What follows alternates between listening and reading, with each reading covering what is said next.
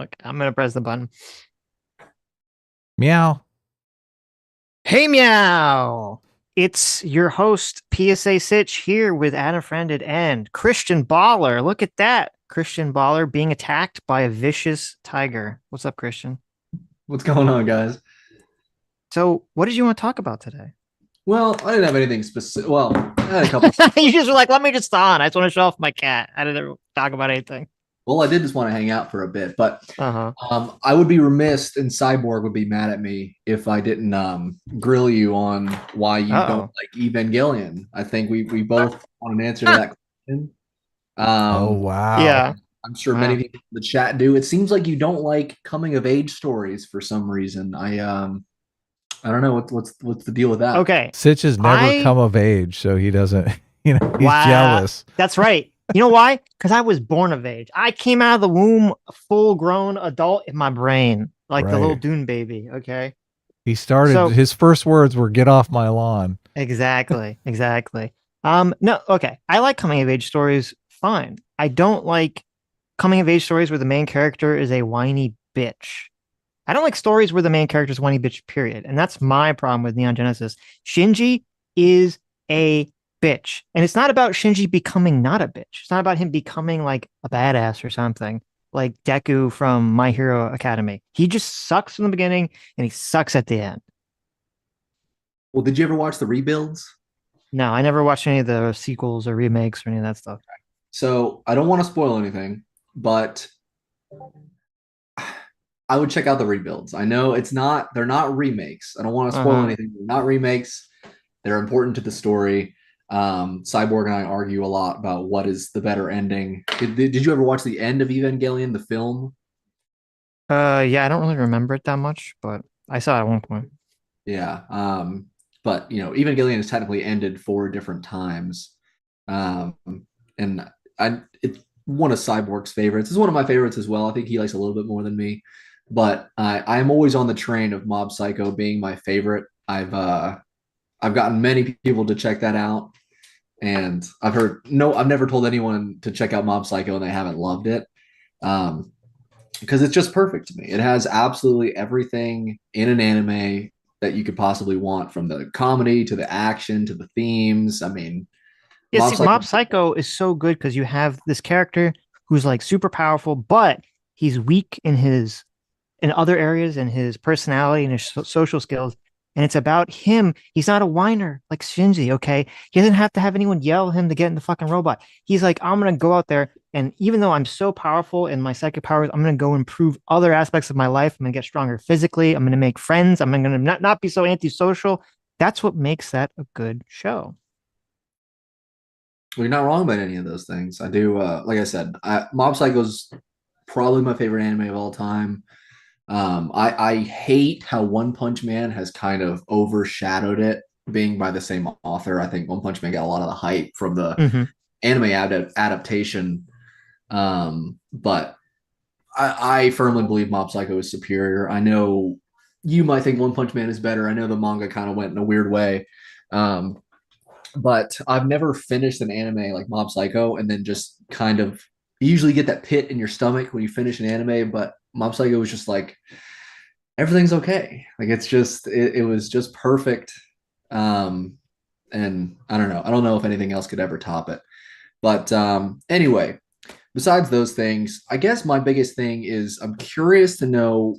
And I super chatted this last week, but generally the idea is the political usefulness of the continual use of the terms left and right in regards to political discussions. I was originally going to say political labels in general, but I understand for coalition building, you need to have organizations that you're a part of, whether it is, I don't really like the idea of Republicans and Democrats, but you need some kind of official organization to build a coalition to vote for.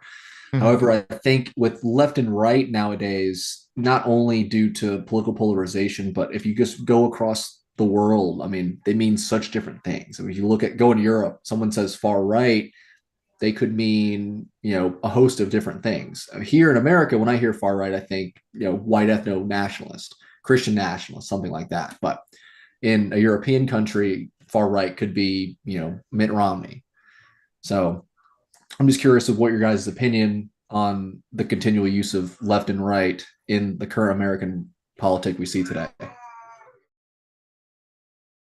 Adam, do you have a take on this? Left and right. I mean, I think it's useful. Then you know who the enemy is. You're like, That's true. what am I? I am left. Okay. The right is the enemy. We got to make fun of them. No, I get what you're saying. And I more and more wonder how many of these positions that each side has is just, you know, a product of Tribalistic fate. signifier. Yeah. Yeah, exactly. Just some environmental randomness put them on one side of the issue or the other side of the issue, and then they dig in because the other side takes a opposition view of it. So, but I do think obviously people talk about it, people will continue to talk about it, so we kind of have to acclimate ourselves to that reality regardless of our feelings on it. But there are a lot of games that are going on. People are trying to pin other people as something they are not necessarily, or they don't want to be labeled as, just to gain political points. So I get that the games are going on, and that kind of sucks. Like I was just rewatching your guys' conversation with Pisco and IRI. I go back to that every once in a while. But I like that everyone just calls him Pisco now. and then as well as your conversation, one of the latest conversations with Destiny, where I guess you guys were arguing with him. Latest. I mean, that was August. like 9 months ago, 10 months ago. Like Yeah, children have been conceived and born in the time period that. But like there's just so much debate, especially like Pisco and IRI. They were being so pedantic to try to pin the tail on you guys as being secret conservatives, and it's just like, what is this solving besides they just want to be able to label you guys as opposition to whatever their opinion is. And it seems like that's 99% of discourse nowadays. It's like, oh, so and so is far right, or so and so is a commie, so and so is a socialist, whatever. You see that right now with the whole thing going on in France. All I see are labels of like, oh, a far right leader was elected. I have no idea what that means. Yeah. Because it's in France. Like I have no clue. Like maybe Right. it's just a milquetoast Republican person, or someone who just wants to cut a little bit back of Social Security or whatever it is in France. But I mean, apparently there are literally people rioting since I think Macron was voted out, but I don't know all the details regarding that. Well, I think that let me see how to take this. I think that One humans. second. Letter. Uh-oh. Bye-bye. Oh, what happened? Cat's running away. I think something happened with the cat.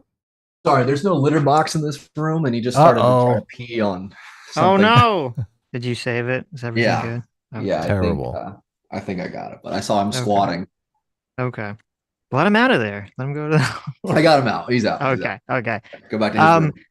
I think humans have obviously evolved for tribalism, and a big part of that is threat detection in groups. And so I don't think we'll ever be able to like eliminate terms, these like broad categories like left or right. People are always going to want something. And even though if I agree, like when they say like, oh, France, they have this far right person, like I don't know what that means. I could go look up and see what that means, but I have no clue what that means, what the person's advocating for. So I think it's kind of impossible that we'll ever get rid of them. And I think if we have them, we sort of have to deal with them. I think that's number one. I think number two is the idea that, which would be interesting, is to find out, okay, do these terms map onto anything useful or real? I guess, is there any objectively real thing behind these terms? Why do some people identify as left or right? Is it just whatever they were taught? Is it just a coincidence? Because I don't think it is. I think there is some kind of innate tendency for people to have kind of a personality type that leans them one direction or the other. Sure. And even though obviously it can be more complicated than just, left or right, it seems like those categories are broad enough that people can kind of fall into at least one of the two generally most of the time. And it's important in my mind to figure out what is that broad category that people are falling into, why they're falling into it psychologically, what are the moral intuitions that are kind of pushing people in that direction. So I think we do have to explore these terms and understand them, even if they are overly broad and are used very often just kind of in a bad faith way. And you're kind of talking about, I mean, I don't remember because it was a long time ago, but you're talking about with Pisco and IRI sort of going on about like, are we secret conservatives and blah blah blah, and it is really obnoxious. And so it very often I feel like is levied against us in a very bad faith way. I don't know if they specifically were doing that in that conversation, because as much as I hate to admit it, there are a lot of people on the YouTube space who either were or still are like, I'm an independent centrist, and yet all they do is just kind of like simp for Trump or the right. And Dave so it's Rubin. kind of like, yeah, exactly. Or like Tim Pool now is. I listened to some video he did the other day where he was talking about, there's that they put that pride flag on the ground in Washington or wherever, Oh and yeah. some kids like made a skid mark, maybe intentionally, maybe accidentally. I haven't looked into it enough to know, on the thing, and they're trying to charge him the crime. And I was watching this and I'm like, okay, like I obviously agree that seems kind of ridiculous. You're gonna put a pride flag literally on the street. It's gonna get like dirty and scuffed up and everything. Like, but then it's like he turns it into this whole like, civil war, like, why are we allowing this to happen? People need to like take up arms, civil war. I'm like, what the fuck? This is like insane. So it's just, it's unfortunate that, like me and Adam, and I think Dev to some extent, and maybe some other people, we kind of get very wrongly lumped into this category with people who have sort of become this thing that, there's kind of like, oh, I'm not on the right, but I basically sent for all of them on the right, that makes people like Pisco or IRI, super suspicious. But that doesn't absolve them if they completely mischaracterize us as, I don't know if they've done so specifically recently. I guess I kind of like quote, like tagged me in some weird tweet today that I was like annoyed about. I don't know why Who he fucking did? tagged me. IRI. He Oh, tagged really? me today. Yeah, like I'll read it. It's Is IRI Josiah or is that pandering? Or oh, he's I'm sorry. Josiah. I'm sorry. I'm confusing IRI with Josiah. You're right. Yeah, They're look, all the same in my mind. Josiah I have blocked. IRI is super cool. So Man, Yeah. Josiah's blown up. I'm sorry. You're right.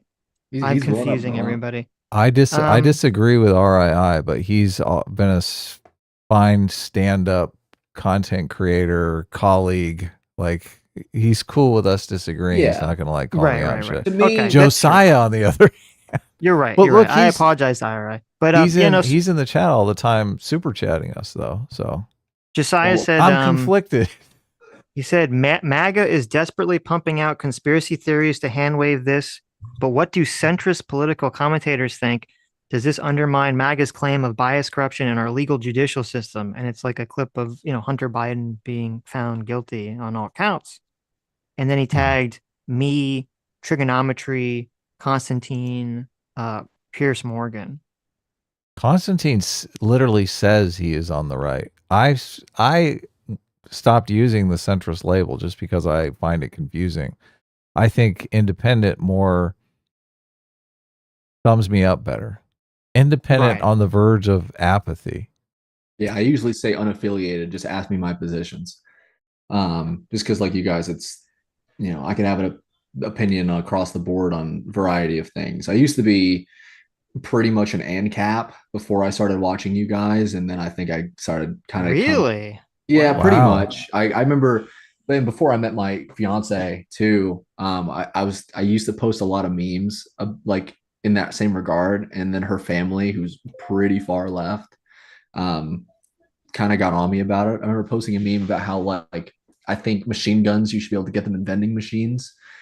But I've since grown up a bit. You guys have a lot to do with that, but Nice. I've also helped with my fiance as well. She used to be pretty left as well, and then I got her to read Righteous Mind. She read Coddling of the American Mind, and Wow. I got her to take a moral foundations test, and it actually said that she was a conservative. And Wow. but Look I at that. think the way that test works with the moral foundations is it basically if you score above a certain percentile in things like loyalty and authority and purity, that it kind of says that you're conservative because it means you acknowledge those moral foundations, unlike, someone who, and I hate how Height, and not just him, but the word liberal has just become to mean someone on the left specifically, because I like to identify with the term liberal. Um, but nowadays liberal means anyone to commie, socialist to milk toast, whoever. Right. So I hate that it's become that, but um, I do think Jonathan Haidt's, especially The Righteous Mind, is just, like you guys talk about all the time, the most important thing that's been written in the 21st century, in my opinion. Just Based. Look at that. I don't know. People need Tough to act to follow. understand how these things work, because the straw manning and the mischaracterization, I think, is, if there is going to be a civil war, which I'm sure Tim Pool would love, that lack of understanding is going to be what's behind it. There's Sure. not going to be a civil war. Tim Pool is wrong. There's Yes. going to be I a agree. global thermonuclear war, and it's Wow. actually going to Yes. Yes. it's actually going to bring Americans back together again to take go. over. Yes, exactly. To take over the wastelands when we live in the Mad Max future. We'll be the Yes. Brotherhood of Steel. There you go. Yes. So Steel Hunter and Biden blood. was found guilty on all charges. Look at this. Hunter Biden was found guilty of making a false statement in the purchase of a gun, making a false statement related to information required to be kept by a federally licensed gun dealer, and possession of a gun by a person who is an unlawful user of or addicted to a controlled substance. There you Now, go. Found guilty on all charges. the accusation that was leveled at you was that there are a bunch of conservatives that are spinning this into conspiracy theories, and we're supposed to, like, we're the cops on the beat that are supposed to call them out. Is that what's going on? I don't know exactly what Josiah was like trying to imply, or if he was trying to imply anything. He was just tagging me because he honestly wanted to know what my opinion was. I don't know. My take on this would be, well, this is what I predicted to be the case, before even the verdict came out, would be, obviously there's kind of like a no-win. It's like kind of an obvious thing. It's like it's a no-win situation for people's view of like the Justice Department, because if you sound not guilty or if the charges are dropped, they're going to say, aha, see, it's all rigged to help Joe Biden. If he's found guilty, then it's going to be like, aha, this is all just they intentionally got him guilty just so that they could, try to distract people away from the lawfare against Donald Trump, right? Like there's no way to unfalsifiable, or there's no way to sort of falsify, the whole deep state judicial corruption charge, in relation to the Hunter Biden, gun charge thing. So at least with this case. So I don't understand this whole obsession with Hunter Biden as a vector of attack on Democrats in general. Like, even if someone's going to vote in support for Trump, I don't understand what Hunter Biden really has to do with much anything. But the laptop thing, I sort of understand, because there's that whole the big guy getting whatever percentage. But I mean, if any other politician or famous person's kid does something really stupid, I mean, no one really sees that as an issue regarding their parents. I don't know. Mhm. This whole thing just seems kind of like how do we attack the left using this? But I don't know. It doesn't make any sense to me why it's such a big deal. There's a legitimate concern, which would be, the concern would be, is Joe Biden selling, doing things politically for money, and Hunter Biden, and the accusations that Hunter Biden is sort of the vector in which he's facilitating that finance, that people are basically paying off Joe Biden for political favors through Hunter, right? That's the accusation. Sure. I mean, more so in this gun charge thing. Yeah, well, this doesn't have anything to do with that, obviously. But so far, I don't believe there's been any evidence that has shown that Joe Biden has done that. He even had, Devin Archer, who was Hunter's, worked with Hunter in Burisma. He was saying that Hunter was sort of selling that was the idea, that Hunter could kind of facilitate, meetings with Joe and had some influence on Joe, but that it was all kind of like an illusion, that it wasn't actual. He wasn't actually selling anything, that they didn't actually have any control over Joe. Now, I do think that there's a legitimate criticism against Joe Biden, which I've levied against him, which is to say, it's kind of gross to me that your vice president and your president and you're allowing your son to essentially run all over the world, you know, pretending to sell influence to you. Like it seems kind of inconceivable to me that Joe Biden wouldn't be aware that his son was doing this and that you wouldn't Right. put a stop to it somehow. But that's obviously a far cry away from like the massive corruption charge that a lot of people on the right want to hit him with. So, Yeah, I live in a North Carolina area, so there's a nice blend of kind of people you meet. There's some more urban areas and some more rural areas. And what I do in my line of work, I go to a lot of people's houses on a daily basis. mm-hmm. And Cat I've met burglar? everywhere. Say that again. Cat burglar? Oh yes, yeah. Uh, I've met people that literally had a full size cutout of Donald Trump in their home. Mm-hmm. Um, and it's anywhere to where like I could tell they've had pictures of him up on a wall with like darts thrown at it. So I get a nice blend of things here. Uh, but the cardboard cutout was definitely the craziest thing that I've seen personally. I don't remember where I was going with that, but People are people feel too strongly about Trump in both directions, and I'll just be listen. I'll be happy when when it's over and we can go back to people like barely caring about politics again. yeah, I will always remember I was in college when Trump was elected. I was a freshman, and Mm-hmm. before then, like politics was never really a big deal. Like it's not ever something I paid attention to, and a lot of this culture war stuff wasn't either. But I will never forget my first encounter with wokeness. Was my very first class at sociology at my school, and the very first day, the teacher is showing us these videos where it'll be something where like a white woman's in an elevator and a black guy comes into the elevator and she like grabs her purse, clutches her pearls just like as he's Mm-hmm. walking in, or Right. black guy comes in for a job interview and the white boss comes out and he's like, "Oh, where's the interviewee?" And the person at the front desk like, "Oh, it's him right there." And it's like, "Oh, really? Where's the interviewee?" This Like was a all of video these. you saw? Yeah, this was something our professor was showing us in class. What class Uh, was this? What this was was this class? sociology. Oh my God.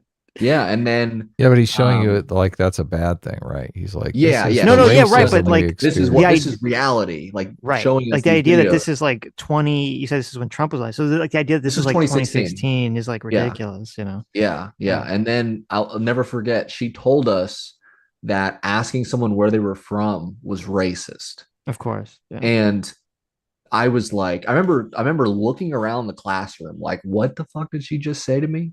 And I saw other people say that, like looking around too, like in confusion. And then we were assigned our first like semester long project where it was on a daily basis.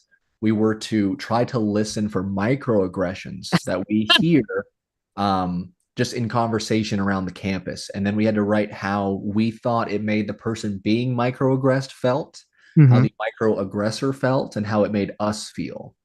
I dropped the class immediately. I was like, this is fucking bullshit. Like I don't understand. This is baloney. So Was it like a uh, normal, like standard sociology class, or was it something that sociology was? 101, yeah, first day. Wow, that's Yep. fucking crazy. I got to Yep. take one of these classes. I got to find the junior college around here, and that's just like content rich environment. It Yeah. is. It was Yeah. I was just like so confused because this is before a lot of this stuff blew up. So I was just like, is this Hmm. real life? Like, what is happening? So I just dropped it, thankfully. But um Mhm. yeah, that was pretty insane. Yeah, it's so funny too, because like it's so annoying that the brain is just looking for patterns all the time. So if you literally tell your students like go out there and find microaggressions, it's your homework. It's like, oh, I'm gonna find them. Yeah. It's Well, like, okay, great. Don't want to fail, right? Yeah, it's like me and my fiance basically 99% of the time we watch like body cam police footage of arrests and whatnot. very And romantic. literally every time like it's a black suspect they're being arrested, they Hmm. always decry racism. No matter like Mm. even the nicest, most patient police officer. And you're like, oh, well, you guys were only stopping me because I'm black or whatever, even if it's a black officer too. Right. And I feel like people have been taught to kind of just like again, you said pattern recognition. They're just like, oh well, it's a self-fulfilling prophecy of, oh, this must just be because of racism, and then because of that, they're more abrasive towards the officer, and then the officer's more abrasive towards them, and it's like again, it's just a self-fulfilling prophecy. Oh yeah, 100%. And it's annoying too because like there's some people who, as you're saying, have just because they hear on the news and they hear in social media, they honestly think they bought into this like, oh, all the cops are racist thing. So that's happening. But then there's also a group of people who are just actually are guilty and they'll just leverage whatever tool they have available to themselves to try to get out of trouble. And so Yeah, like that's a very easy one to throw up, like, oh, you're just racist, you're just sexist. and not to Like get the into the. Oh, go ahead, Sitch.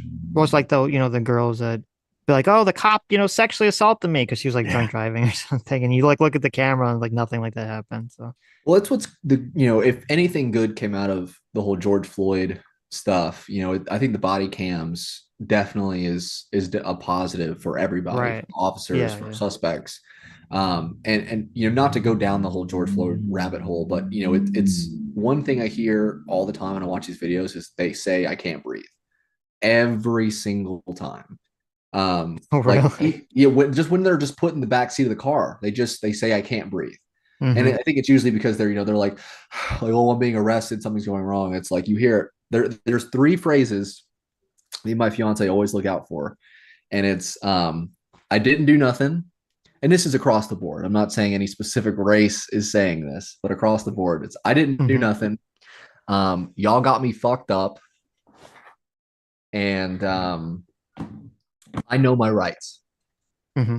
which none of them ever do. But Right. Watch police arrest footage with your fiance. It's oh yeah, we love it, a very man. weird niche category. That and dash cam car crashes. Oh my We God. just we just love it, man. She What? Uh-huh. she will watch it sometimes while I'm driving, and I'm like, please stop, don't do that. So wait, did one of you like watch this primarily and then you introduced the other one, or did you both like find each other on like the dashboard crash cam, forum message board? I don't even know how it started. I think she started watching the dash cam car crash stuff first, and then Mm-hmm. I was like, oh, this is crazy because people are fucking terrible drivers. Especially those people that don't use turn signals. Like they should be shot instantly. Um, but What? That's mean. Come on. she Turn will signals literally. are So optional. she loves playing Grand Theft Auto, and what she'll do when like she gets really frustrated with road rage is she'll come home and she'll just drive around the city like normal, like follow the speed limit and stop at red lights. And then when someone like cuts her off in the game, she'll get out and murder them as a as like a, oh, this is what I would have done to that person. Oh my, I don't know if that's a healthy thing or not. Healthy thing. Oh, she's tried to fight people before. What the fuck? Yeah, like in real life. Like she's probably 140 pounds, but Christian. Christian. um oh yeah, she tried to fight this one guy who's probably like 6'3", 200 pounds. Christian, you gotta, these are red flags here. I don't No, know. I'm she hasn't worried for done your it. safety. This isn't anytime recently. Okay, she's gotten a lot better, but this is Uh-huh. years ago. But she literally was like, window was rolled down. He had his window rolled down, and I'm driving, and she's just yelling at him. She's like, "What the fuck is wrong with you? Come on, Tubby. Come on, Tubby. Like, let's Oh pull in my the parking God. lot. Parking lot." And Jesus I'm just Christ. like sitting there. I'm like, "Oh my god, what the fuck is happening?" Oh my Um, God. but she's never had to fight anybody so far. She also does jujitsu too, and she probably would like break every bone in a normal person's body. But I still don't want to have to deal with that. So, Hmm. but she's calmed down a lot these past few years. That's good. That's good. This is very dangerous. Well, Yeah, okay. yeah, especially Um, the city I live in. There have been people who get shot from road rage incidents, not right. relatively often, but I mean more than it should be. Right. Yeah, this is it's the amount of knowing jujitsu is not going to stop a bullet. So, I always got to be prepared. That's true. And she is a Yeah. redhead. So, that and oh, and people who litter.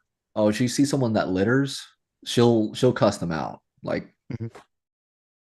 cigarette butts, especially while they're driving. She'll pull up beside someone and start yelling at them. Right, right. Okay. Oh, look, Pisco's in the chat. What's up, Pisco? Oh, Is speak he of the devil. really? Wow. Yes. He heard that you mentioned him. Is I'm it the real guessing. Pisco? Summoned him. You summoned him. Okay, well, did anything else, Christian? No, Besides no. the fact that, I mean, listen, I'm wishing you luck and safety, that you don't.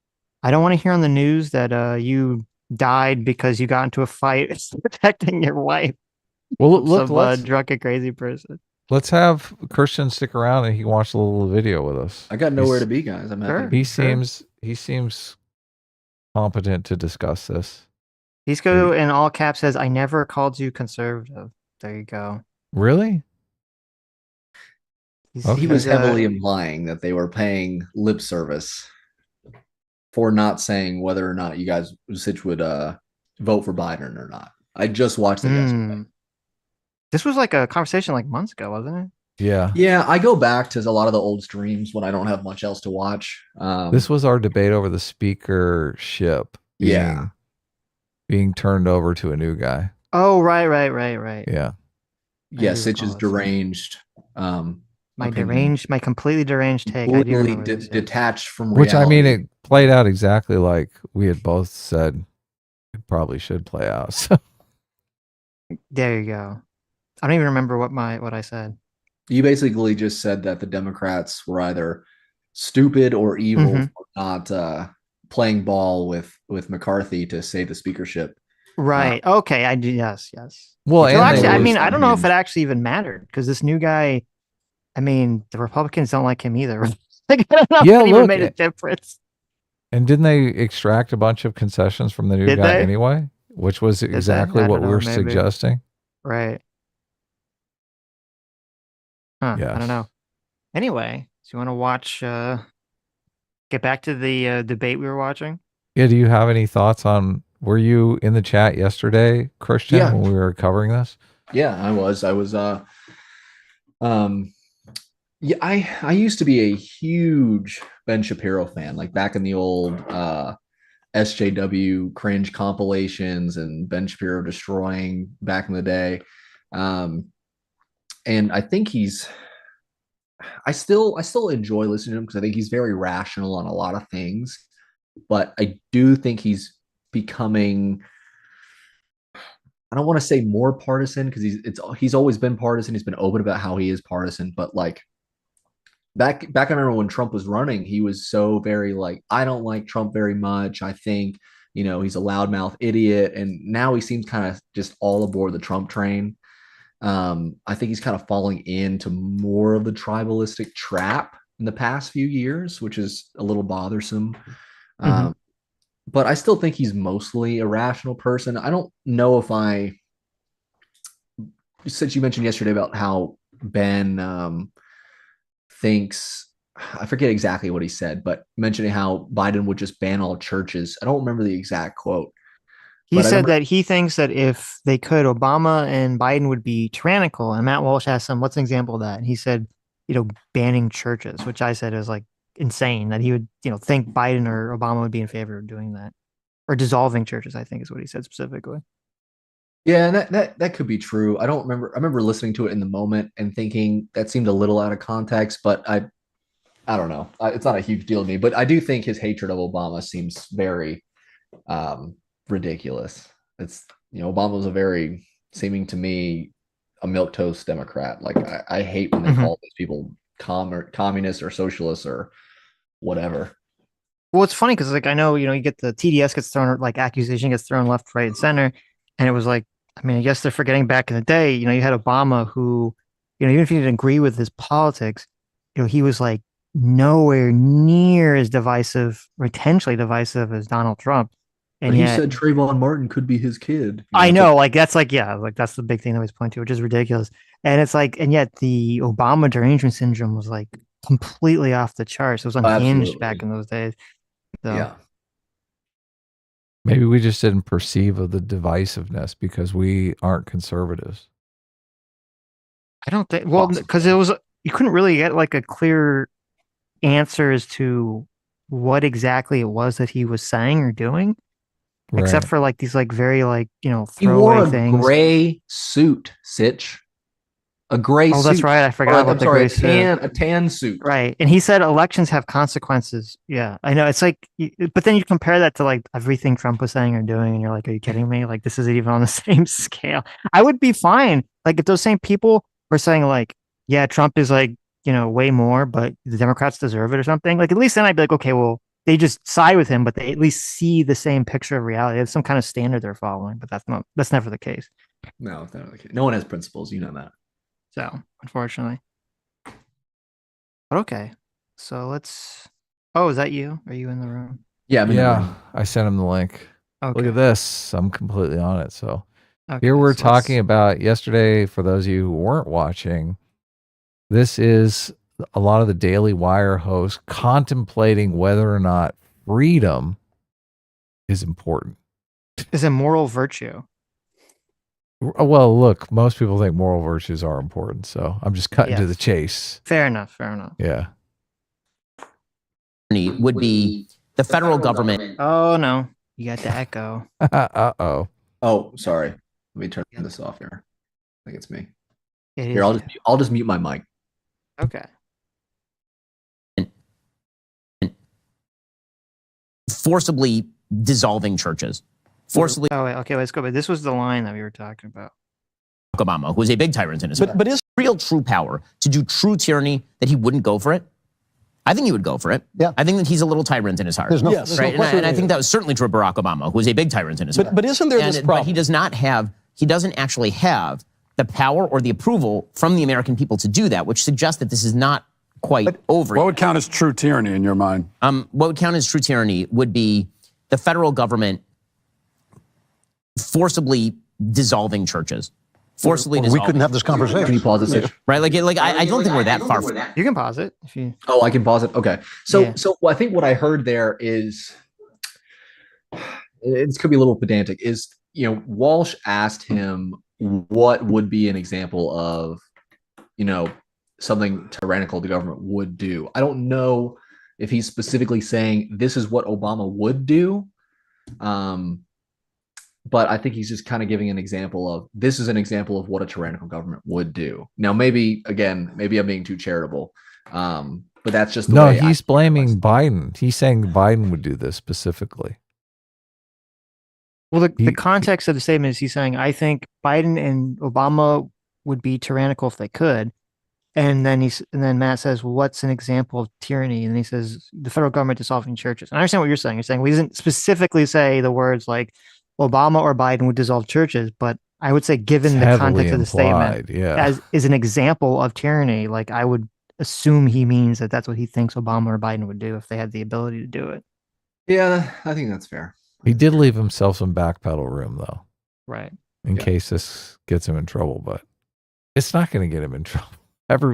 So many people believe Biden is that tyrant like that. And maybe he is. Look, I think he should have ducked out of the presidential race. I like the fact that he, as such a weak candidate, is going up against Trump, who Trump I think is like totally defeatable if you actually had a decent Democratic candidate, just so he can say I'm a 2-term president. Bullshit. Yeah, but I don't know if that'd be ego. I don't know if that'd be like example of tyranny. Right. Yeah. From it, but I don't think we're there yet. But I think that what you see is kind of little bubbles of tyranny that bubble to the surface and pop. But I don't think that you're never that far from it. Is probably. Well, I would argue we had true tyranny during COVID. I mean, I tend to agree with that. The only. But the rights preferred monarch was true. The president of the United States at the time. Right, but it's not just that. It's also that is also forgetting that there are many states that did not go along with the true tyranny. Right. Meaning that I moved my entire family from California to Florida, partially because Florida was not a true tyranny in the way that California legitimately acted full on tyrannically during COVID. But even that was, as long as it was a temporary way station. Now, I think that there are other aspects of tyranny that are more permanent in California than just a COVID lockdown. I think that was like the most open and obvious this is the real big reason I moved my family from California, aside from the tax regime, which is a form of property tyranny, is that I think it's going to be nearly impossible to raise a religious family in the state of California. I think they really will attempt to forcibly dissolve churches and go after full-on religious institutions, and that will be tyranny. Okay, that's a little unhinged. He's saying the state of California is going to do that, not even the federal government, which I don't even know. Like, there's no mechanism for that to even occur. No, it's entirely like, if you want to talk about unconstitutional, there is not a single mechanism for that to possibly happen, and that would be overturned so fast. It's ridiculous. Like, I know people who specifically over COVID, because there was a lot of issues with people being able to do jujitsu. There's a specific gym. There's several famous gyms in California where one of the head coaches designated the gym as a church so they could still train during COVID lockdowns.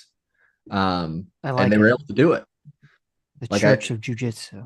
That's a good trick. Much, yeah. But it's pretty. Well, and also, like, I don't think he fleshes it out, but it's like, what would even be, like, why would the Democrats even want to do this? Because that would be suicide for the party. Because they worship Satan, Sid. Again, like, first of all, a lot of people who go to church vote Democrat. When you look at polling data, huge. It's like I think the only churches that are like overwhelmingly majority Republican are the evangelical churches. The other ones are pretty mixed, 50-50-ish. And it would be like such a suicide thing for the Democrats to do. Oh, we're going to like ban churches. Like, what the fuck are you even like, why? That's retarded. Who's more paranoid, left or right? I mean, I feel like now they're both fucking paranoid about just different weird shit. The right is always talking about the fear of unintended consequences, where the left generally doesn't even acknowledge that unintended consequences could happen. So that makes me think that the right is a little, is more inherently genocide, Adam. Well, no, I know. Look, but you can think of so many examples where the left is just completely unhinged paranoid. Obviously, Donald Trump is a perfect example. Like, they think like he's the next Hitler incarnate. So, well, I would say like pre-wokeness, the right definitely seemed to be a lot more paranoid about things, and I think it makes sense, kind of what you're saying, like just innately. A normal state of nature. Yeah, exactly. Yeah, the fear of degeneracy and, subversion that the left doesn't really have. But then with wokeness, it became like the kind of ultra paranoia about everything being racist, sexist. We live in a white nationalist country, blah, blah, blah, blah, blah. And then that kind of gave, I think, the right a run for its money. And now, I think with all the deep state stuff, and they're all, all the conspiracies stuff. I mean, and maybe I'm just being biased here because, like, I still listen to Scott Adams, and he's like lost his fucking mind in terms of everything. Like, he's saying that the CIA is like, he's like, did you know that the CIA took out JFK and Nixon? And I'm like, oh my God, please stop. Like, it's just so stupid. He's addicted to his numbers going up because his numbers are going up like crazy. I saw he was live streamed to like 4,000 people. He never used to live stream to 4,000 people. That's a good point. And because as he's gotten more unhinged, his numbers have increased. That's a really good point. So. Yeah, he's going to be denying the moon landing soon. He's going to be saying like the earth is flat, and his numbers are going to go through the roof. I have personal. I have personal friends that like believe in the deep state stuff, and I always talk to them, and I'm just like, what are you talking about? Like, oh, did you know the day before 9/11, like all this money just went missing? And I don't know. Like, it's to me, it's literally like you have the same thing on both sides of the coin. This is what I try to talk to them about is, the leftists will say, oh, all these white people are in charge of the world, and it's a cabal of elites that are just trying to keep minorities down. And I'm like, okay, well, the flip side of that is you have the people on the right that are like, oh, there's this secret cabal of probably Jewish people controlling the world, and they're just trying to keep down, everyone else besides them. And I'm like, you understand, it's just the same thing, just from a different perspective, right? And they're like, well, no, well, mine's true. Yeah, exactly. But I don't think that at the top federal level, that power yet exists. I think that the founder's system of checks and balances is still robust enough, despite all of the changes that have been, I think, terrible for the country in terms of the administrative state and the executive branch. I don't think that we're quite there yet. But I would also argue that just one quick thing that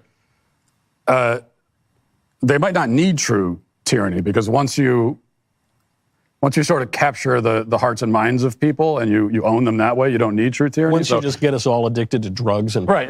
So for example, shutting down the churches. Well, we're at a point where they don't need to do that because people have abandoned church on their own. It's almost like a pointless endeavor. And they shut down the churches. They shut down the churches during COVID, and people stopped going and kind of went along with it, and they haven't gone back. Okay, but But the thing is, there's a vacuum there. There is a difference between coercion and a vacuum. The vacuum can be filled by a resurgence. Coercion prevents the resurgence. Right? True tyranny says you cannot come back to church. A vacuum is you left the church and now you're not coming back. And that's on you. That's not on the government. I also just don't know that my shul was closed during COVID. And you know what happened? We all went back to shul. And not only did we go back to shul, my shul went from having about 100 families to having almost 400 families in the course of about 3 years. So like true, this is where things get rebuilt, is at the local level. And because, listen, we all talk about national politics all the time, and the elections are fun to talk about and they're interesting to talk about. And of course they make a huge difference. I think the area where they actually make the most difference is in foreign policy, because the president has plenary power over foreign policy, as you can see from Joe Biden running around like a child with a lit match in a factory of flammables on the international stage. But domestic. I mean, isn't all this talk of tyranny? Shouldn't this all be an advocation for why freedom is such an important moral virtue? Is to avoid tyranny, the tyranny of the government, decentralized power, all that stuff. Yeah, make tyranny impossible. Yeah. No, we just need the right kind of tyranny, Adam. You don't understand. Right, exactly. That's what they're literally advocating for. Right. They're saying, look, this tyranny bad, my tyranny good. Isn't that always the way it is? Sadly. Domestically, there is still real capability. I mean, what the lives that you guys lead in Tennessee, or the life that you're leading in Virginia, or the life that I'm leading in Florida, this is not a life dominated by tyranny. This is a life that I've built in my community that I think is quite rich and filled with the social fabric, but that's an act of will on my part, and it requires the vacuum. And the point that I'm making is that vacuum still exists, but it has to be filled by a bottom-up movement. I want to get to a corollary of all the stuff we're talking about, because it's really important. What you just said, it shows the fact that we have been making the wrong argument. I'm sure you all saw Harrison Butker, the Chiefs kicker. Yeah. The Chad meme, you mean come to life? With the yes. The guy was great, making a speech about the fact that the thing that women should be doing is making homes and having children and being homemakers. The reaction to it shows you exactly what they're afraid of, right? I mean, that is exactly the thing that they're afraid of, which means that we have been arguing about the wrong thing for a long time. We've been arguing about systems, and systems, as you pointed out, don't do anything without the value system in which they're enclosed and out of which they came. The systems came out of a form of Christianity that basically said, oh, people are individuals. That individualism was created by the Catholic Church, but it also led to Protestantism. So there was some kind of syncretism there that we have to deal with. But I know you hate it. Still kicking myself. I wasn't around at the time. But the thing about it is, when Butker made that speech and they jumped on him with the kind of ferocity that lets you know immediately they were terrified. Immediately that this cannot be said. It wasn't they said, we disagree. It was, this cannot be said. And the Kansas City Chiefs, to their credit, said, well, we believe in free speech. And that's a wonderful thing about this country. And conservatives cheered. Conservatives should not have cheered. Their answer should have been, no, we believe this too. The owner of the Chiefs said that. No, he's right. This is what we should be doing. And it's what we should all be doing. In other words, the system of free speech, I believe in free speech with all my heart, but I believe that we should be using it not to defend free speech. We should be using it to defend the values that underpin free speech and keep it popular. What I'm not sure of is the contra argument. I'm not sure that you can use coercion to instill actual values. I'll give you a great example of it. Just happened this week.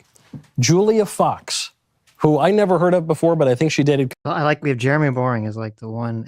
Yeah, voice the reason. The business. He's like, I don't think you coerce people to being good. I'm not sure this is a good idea, guys. Like, you need freedom here. The speech he was talking about, like, wasn't the. I kind of brought up the transcript because it's been I never actually listened to the whole speech. I just saw people were complaining about it. Wasn't the problem that people had with it was that he was speaking at a college commencement, and there was a part that either he said or was interpreted that he was saying that basically women, you're like kind of wasting your time going to college. You should just get married and be housewives. Oh, talking Right. about the Harrison Butker speech. Yeah. So, and he didn't even. I've listened to it a couple times. Mm-hmm. He essentially, what he said was most of it is a bunch of fluff commencement stuff, but then towards the end, he basically says like, "I'm talking to you, the women, right now, that you guys are gonna get these degrees and whatever, but you should know that you'll be happiest as a mother and a homemaker and all these things." He didn't say what a lot of people mischaracterize as, he didn't say you should be in the kitchen, you should be at home. He basically was talking about how, and I this isn't by any means defending what he's saying, because I don't think it was the time or place for him to say that, but it's more about how that is probably what will make you the happiest in life. And that he was saying the mainstream media and a lot of the social movements today have kind of lied to women, saying like, you need to go be a girl boss and go make that money, and you don't need no man, which is true to an extent. I think there's been an overcorrection in regards to what women's role in society should be, if any specific role, but I don't think anything he was saying was that egregious, more so just the location of what he was saying. But again, it was in a Catholic church, so a lot of the things he was saying will be for a Catholic audience.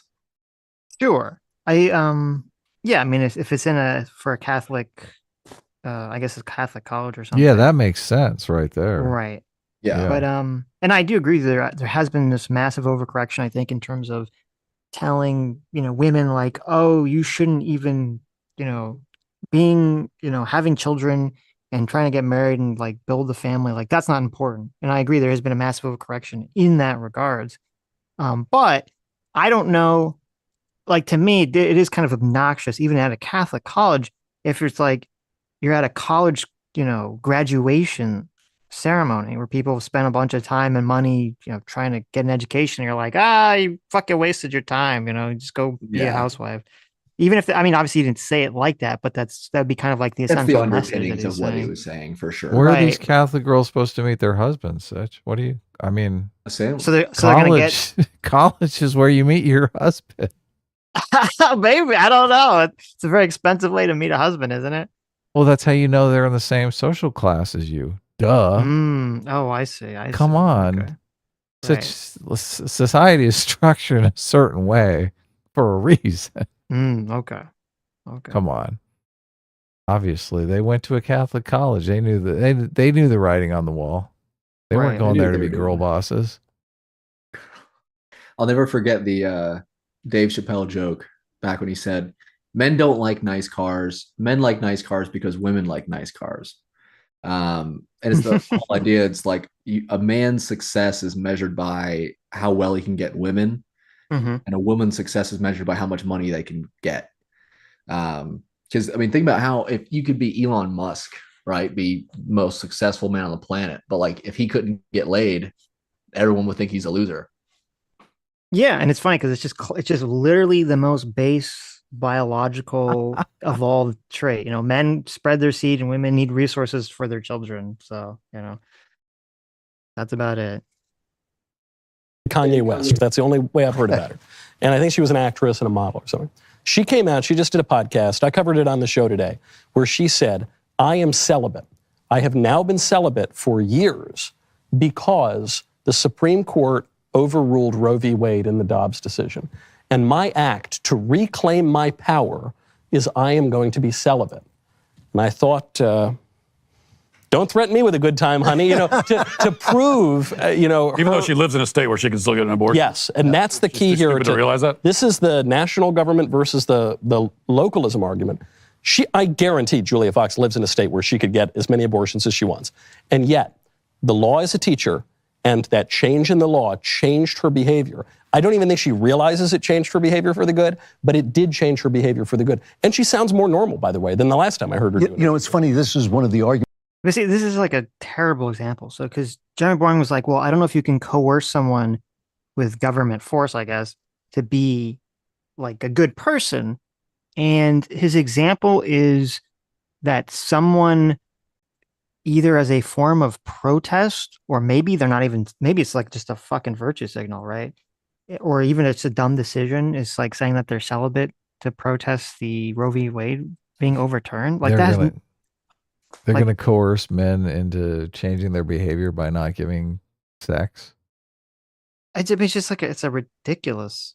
It's just a virtue signal, as you were example. saying, Yeah, Sage. I guess. To give me This like I don't even person I is the wouldn't one- believe it. Like that doesn't even make sense. But okay. I mean, I did hear some of that, women trying to rally all women not to put out because of the Roe v. Wade, and like that would make some giant social impact, right? Yeah, but that's different, right? And that wasn't just for like that was for like women in relationships, Right. which apparently they're doing that in South Korea. It's like a Is bunch this of women who are like not gonna have sex until they get like equal rights or something. I mean, it's a level of coercion, but Sure. yeah. So one of the things that's happening on the right, the young right, is they've got a new name for racial thinking. It's human biodiversity, right? And so one of the things that they believe, though, is that we're in a perfect situation because the only people who can be having children are conservatives. And I think there may be something to that. We may have them we may have them exactly where we want them, you know? Well, so here's the thing. There is one aspect of conservatism, as we talked about, is the conservation of virtue. But another aspect of conservatism, as Russell Kirk, Catholic, talked about, was the idea that there is a certain gradualism and carefulness when it comes to the exercise of power. Mm-hmm.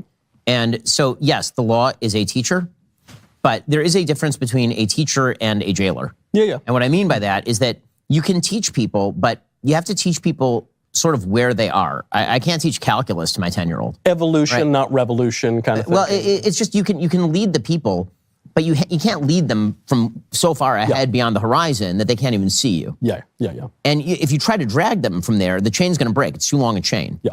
And so the idea of the law compelling things that the public is just not going to go along with, you will actually create a backlash instead of actually getting people to where you want to go. But aren't there so many examples of the law doing exactly that, where the law changes people's opinions about a thing and their values? I mean, you gave one example. Another, maybe smaller example that I was thinking about recently is smoking cigarettes.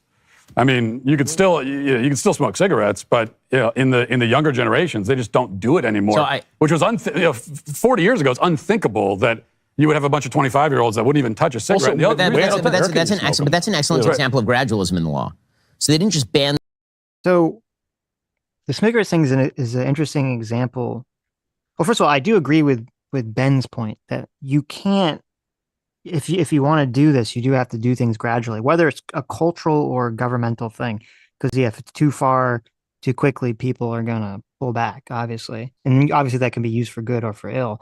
But the smoking thing is an interesting example because there was like a time period, like when I was growing up, there was this huge push to not get kids to do drugs, to not get kids to smoke, and it did seem to be fairly successful. When I was in college, there wasn't a lot of people smoking. A lot of the restaurants kind of, I remember like when I was very young, there were still smoking sections in restaurants. And then that kind of got phased out as I got a little older. And they're like, no, there's just no smoking anymore. But now it's kind of almost reversed because now like all the kids vape. So it's like it's been a full circle. Like, oh, there was no smoking in my generation. Now the young kids are like, oh, but we're all vaping now. It's healthier. And you're like, oh, I mean, is it? I mean, I guess it's a little healthier, but still like you're still inhaling nicotine. It's not just kids. Everybody's vaping now. Like, right. So it's gone full circle. False belief that it's somehow better than smoking. And it's like, yeah.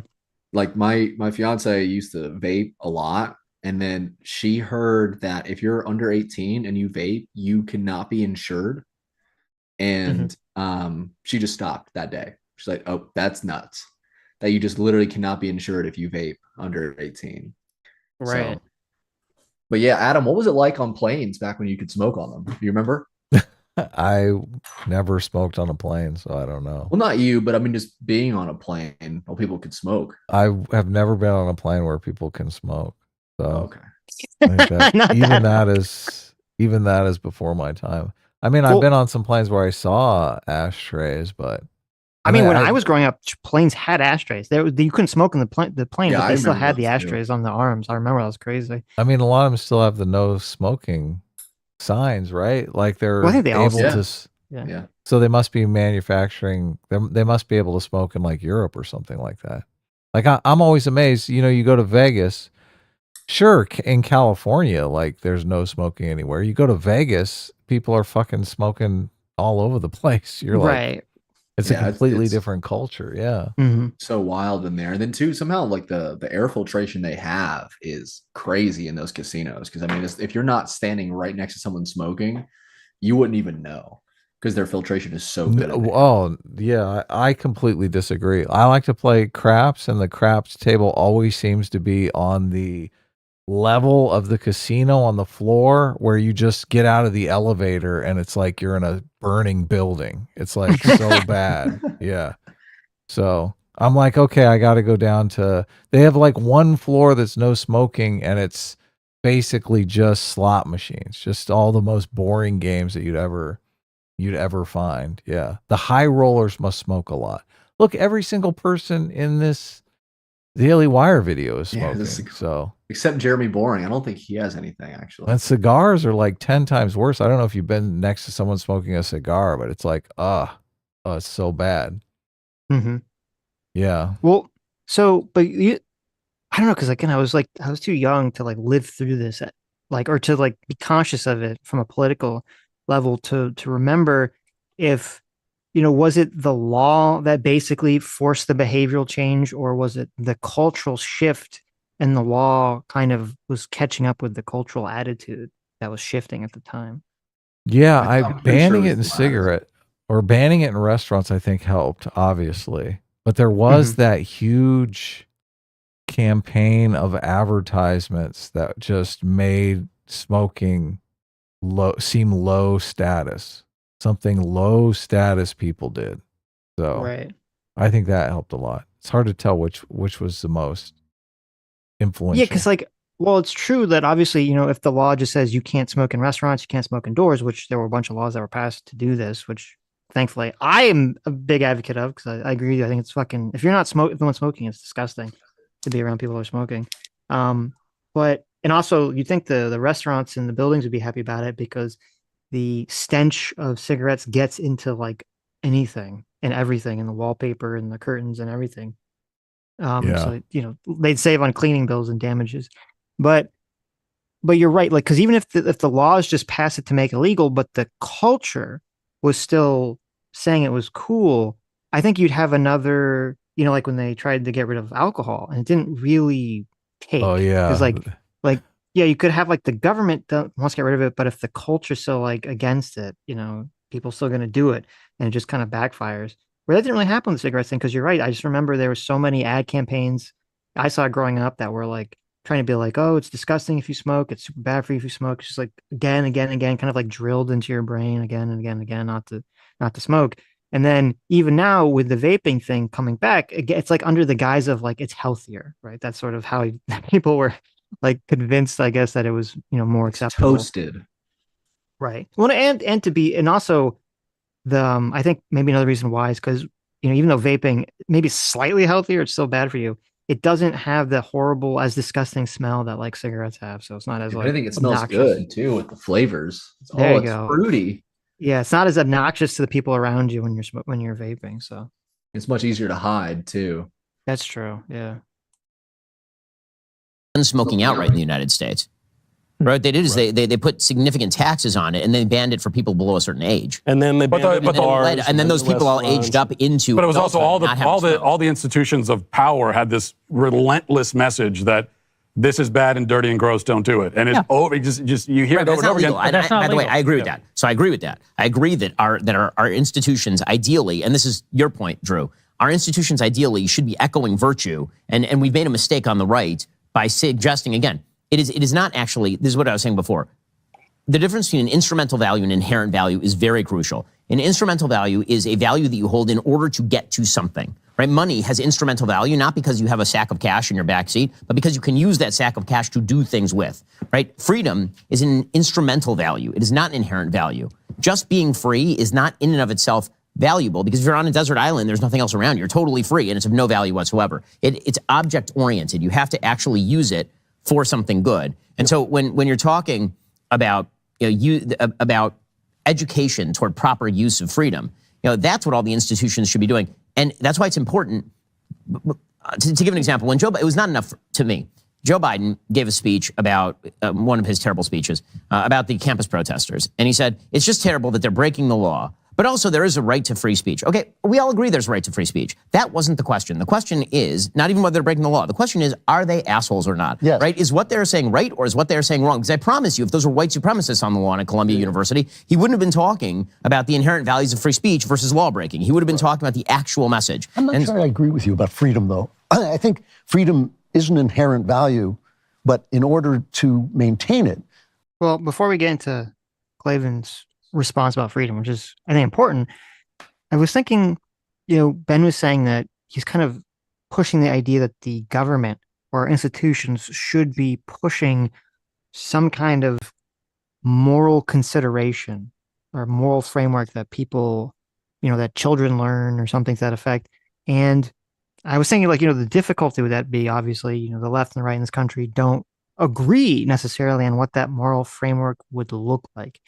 I think maybe 10, 15, 20 years ago, there could be more agreement, at least like a more general consensus. But now I'm not sure what that consensus would even look like.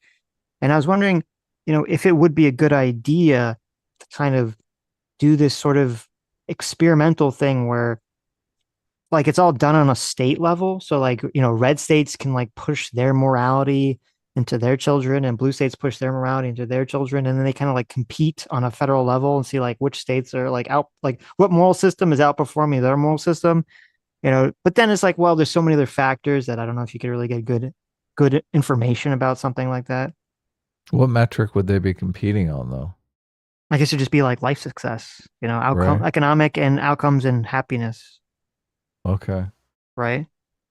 Yeah, I mean, that's a tough one, because obviously the nation has to hang together at some level. There has to be some sort of common ethic that binds people together. So, and another thing that kind of contradicts that, Cinch, is what Adam talks about a lot is this kind of science denialism on the left about how religiosity kind of plays into happiness and meaning in people's lives. And, if we were going by that metric, then wouldn't it make sense for the state to have a church-sponsored religion if that's what's going to make people happiest at the end of the day? But I think everyone agrees that we probably shouldn't do that.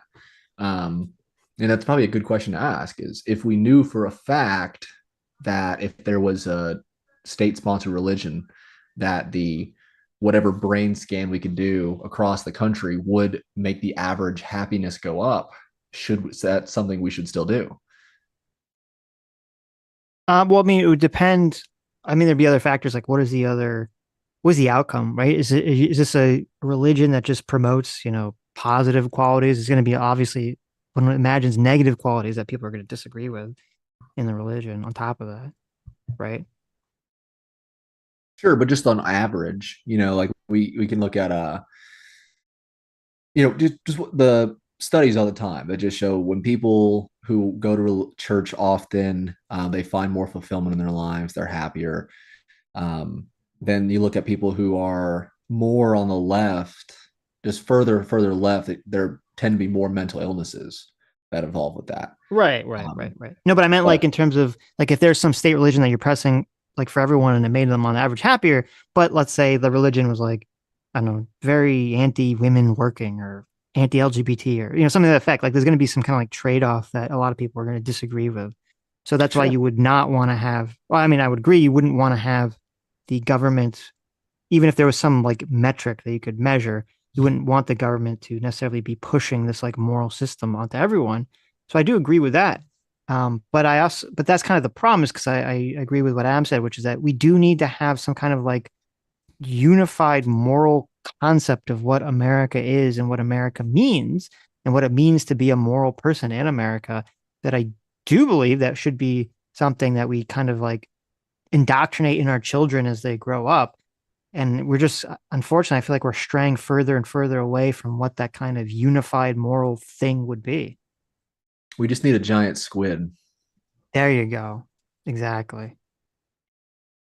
Speech versus law breaking. He would have been talking about the actual message. I'm not sure I agree with you about freedom, though. I think freedom is an inherent value, but in order to maintain it, the values that underlie it have to be in place. I mean, you don't have freedom. I mean, I always, But then it's this not- guy is always saying you have inherent. the freedom to do the right thing, but that's not freedom at all. So yeah, What is? Can I ask a freshman What is philosophy what's of 101? inherent value? Well, no. Oh, Friendship, What is family. freedom? What is freedom? So the What do we classical mean by definition, I'm glad Drew brought this up as he was mocking me for articulating it. The classical conception of freedom is articulated not only by Lord Acton, who some of the libertarians still like, but articulated by Dante, articulated by many classical thinkers, is that and Donoso Cortez puts this very well. Freedom is not just the ability to choose. Freedom is willing, and willing is predicated on knowledge. So to bring that down to earth, if freedom were just choosing, we would be freer than God, because God can't sin. I can sin. Am I freer than God? I'm not freer than God. Freedom is willing, and willing is predicated on knowledge. If you don't know anything, if you're totally ignorant, you can't really will. This is why kids don't have freedom, right? That's why we have age of consent laws and things like that. So God has perfect will in part because he has perfect knowledge. He's omniscient. So he's perfectly free. I am not perfectly free. This is why it must be the case that freedom is, to put it really bluntly, the ability to do what we ought to do, rather than just. The problem is God. Where did I? I love Jeremy Boring just trying to get in there like, this Really is is. such bullshit. Yeah. What Well, the fuck are you talking about, dude? this feels like he's completely working backwards. And there is actually a very interesting conception here about this idea, like, can you be freer than God? Right? Which is, yeah, like if you're an entity that cannot do something sinful, and you're an entity that has perfect omniscience, so it can see the future, how can you be free? Would you be free in any meaningful sense at all? Because I would say not really. If you can't If you act knew in some your specific destiny? way. Well, like if you can't act in some specific way, to me, that contradicts the very notion of freedom, even if it's a bad way. And that's number one. But number two is kind of an interesting question I'd have to think about is if you can, I guess, even if you could see the future for all your actions, that doesn't necessarily mean that you wouldn't be free, right? It would just change the kind of information that you utilize to make the decision. Yeah. They're just playing around with the definition of freedom quite a bit here. Well, they just don't want to set up a situation where you could say, well, under our conception of God, a human is freer than God, which I would argue under the conception that he laid out, a human would be by its nature freer than God, if that's how you believe God acts. Right. Yes. This kind of seems like a slippery slope that Michael Knowles is playing with here, that freedom is kind of based on knowledge in such that I'm sure he would not buy that argument from someone in ignorance, murdering somebody or doing an act he deems immoral. I think he would just be like, oh, well, they're an adult. They should know better. Well, the real problem with Knowles' conception of freedom here is how dangerous it's basically, it's a Orwellian kind of framing of freedom, because he's saying freedom is the ability to like make the right decision, right? Or like to, wait, let me see, what was the exact wording that he used? That freedom is, to put it really bluntly, the ability to do what we ought to do. Yeah, so he's saying freedom is the ability to do what you ought to do. So, which is insane, because essentially that just means that's the opposite of freedom. He's saying freedom is only the ability to make the right decision, right? Which is like, Right. okay, but the question is like, whose decision is the right decision? Because Right. if using that definition, you could have some woke leftist who's an anti-theist who thinks that, we live in a white nationalist society and that Christianity is like the root of all evil. And they'd say, well, we're going to outlaw church. We're going to outlaw religion. And you say, well, that infringes on my freedom. He says, no, it doesn't. Freedom is your ability to do the things you should do. And I think you shouldn't go to the church. So therefore you're still free, even though you're not allowed to go to church anymore. Right.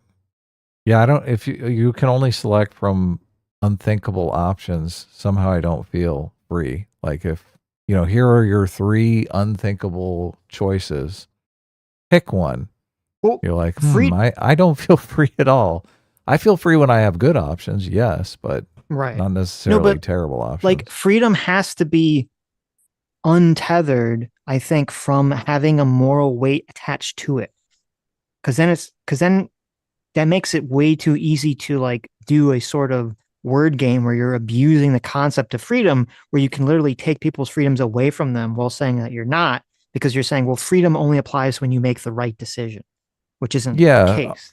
Obviously, like all the personal preferences, nobody's going to care what decision you make, right? You like vanilla ice cream, you like chocolate ice cream, who cares, right? That is ultimately a type of freedom that's uncoupled from moral sentiments. Right. So, but look, all moral decision making, there is some kind of level of social coercion going on, right? I mean, I don't, you can't really escape that. I mean, that's the whole point of moral systems, is to coerce people into behaving correctly, because those correct behaviors influence other people in the social realm. No, So I don't like the more moral decision making comes into play, the less freedom you really have. Yes, but I guess what I'm trying to solidify here is that Knowles's conception of freedom is very dangerous, because it's basically like saying, okay, so if you say you're not allowed to do cocaine because it's against the law, right? That is taking away a person's freedom to do cocaine. Right. And you can definitely argue, and I agree with that should be illegal. And you can definitely make an argument that society should do that, but we have to be open and honest with what exactly is happening. It's like, yes, you are taking away a person's freedom to do that, but we think it's worthwhile for the health benefits because it's an addictive substance, blah, blah, blah, blah, blah. But his definition, behavior affects others. It can affect others, and it, and maybe to some extent, there should be some argument about how much you should not, destroy your own life, destroy your own health, et cetera, et cetera. Yeah.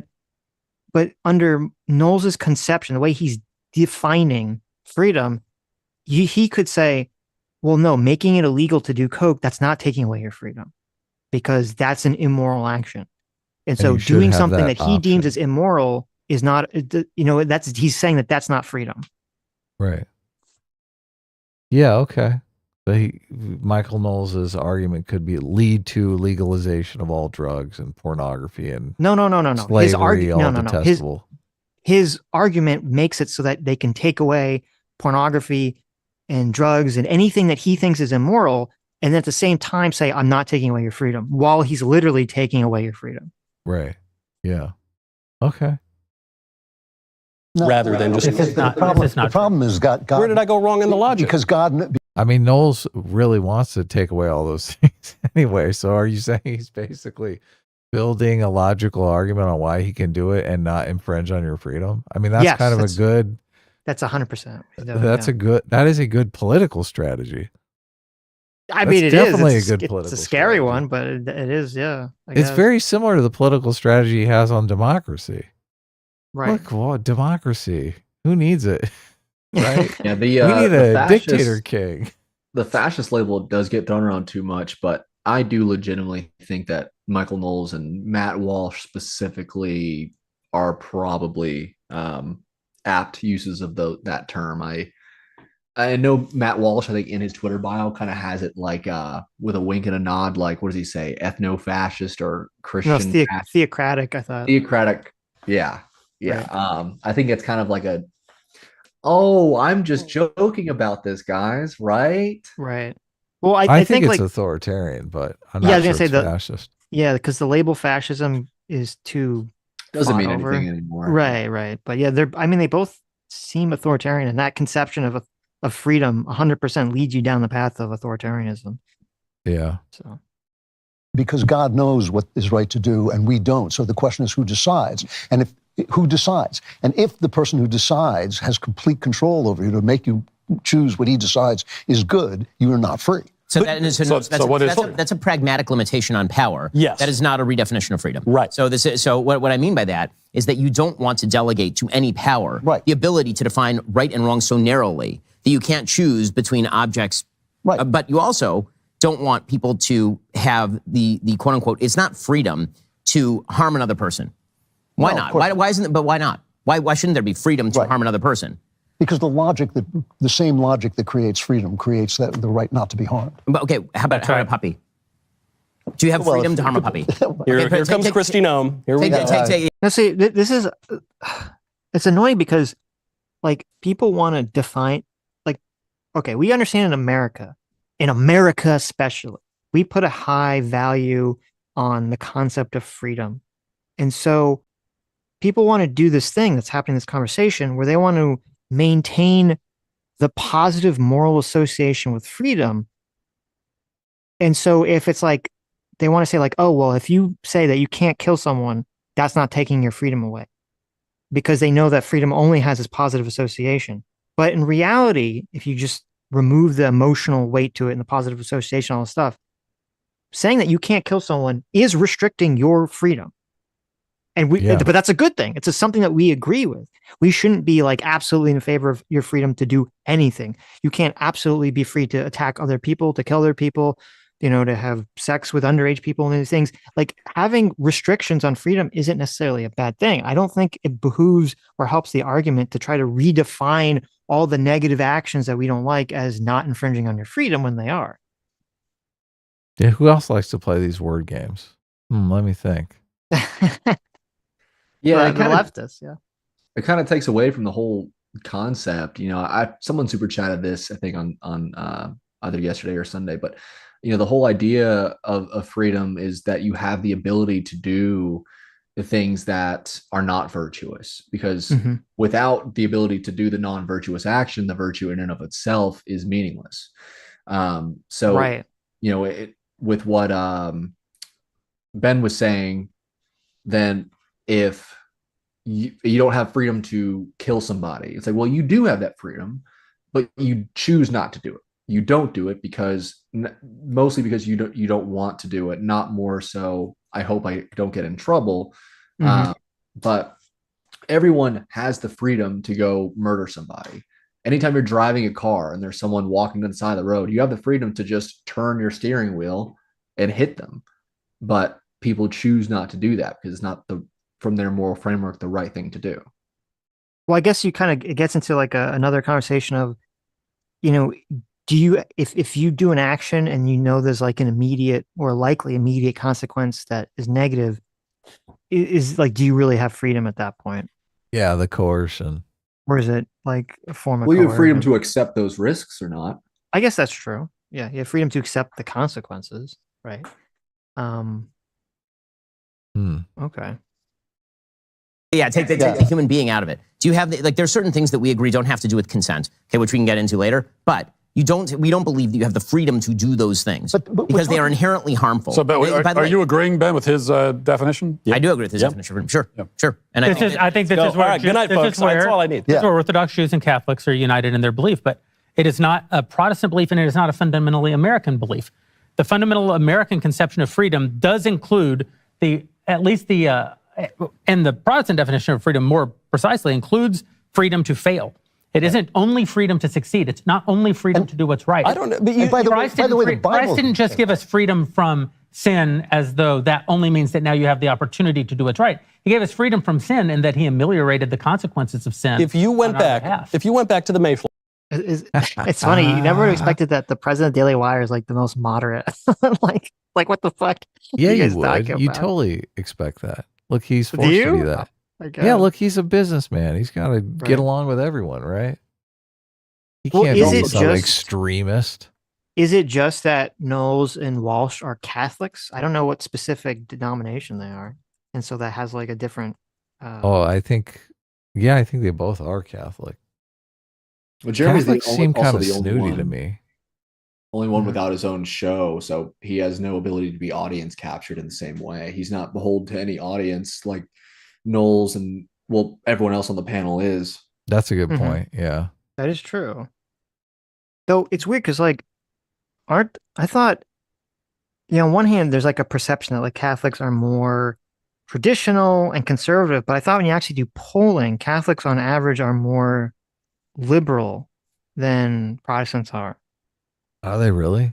I thought they were. The Pope is like pro climate change, all this different. Right. Yeah. So it's kind of confused as to how that all comes into fruition that way. Fondue for $2 says, "Wow, Sitch ambushed on his own show." Very true. Look at that. Saul for $5 says, "Gurren Lagann is my favorite. The story structure is why I rooted for the Star Wars sequel trilogy to make Darth Plagueis the villain of it 10 years ago." I listen, I would love Gurren Lagann if they didn't kill off the best character in anime history. So It was needed, since it was no, needed for stop. character development. You're wrong. I remember watching Gurren Lagann when it was on the Sci-Fi Channel weekly, and reading a spoiler on a forum about said character's death and bawling my eyes out. I know. I must have been like 9 years old, but Gurren Lagann's in my top 5 of all time, and was created as an answer to Evangelion. That's hilarious. That's so funny, and that's so brilliant. Oh my god, it is like the anti-Evangelion. That's true. Yeah. Dwight Baldwin for 7 months says, "Were you guys fans of Comic Storian?" No, so Comic Storian, I'm not familiar with his content. He's a YouTuber, and I believe he tragically died in an accident. Yeah, that a few sucks. days ago. So yeah, that is very unfortunate. Christoph Keating for 16 months says, "In France, as well as all over Europe and in the UK, far right simply means wants to stop immigration." Interesting. Yeah, that's pretty true. I could see that. Not Gay Ben for $10. Thank you so much. Not Gay Ben says, "Eva is about human condition, psychology, and philosophy, mainly the connection and separation between humans. Shinji has a good arc in that framework. He doesn't and shouldn't be the hero archetype." I mean, listen, if people get something out of Neon Genesis and enjoy watching it, like that's good. Like I'm not trying to take it away from you. I don't get anything from it. So right. I'm glad you enjoyed it. Telegore for $50. Thank you so much, Telegore. Says, "Hey guys, who do you think are the most honest and most dishonest content creators that cover politics, or most good or bad faith, if you prefer? Obligatory A-team statement goes here." Sweet. I mean, thanks. Obviously, we're the most honest content creators, right?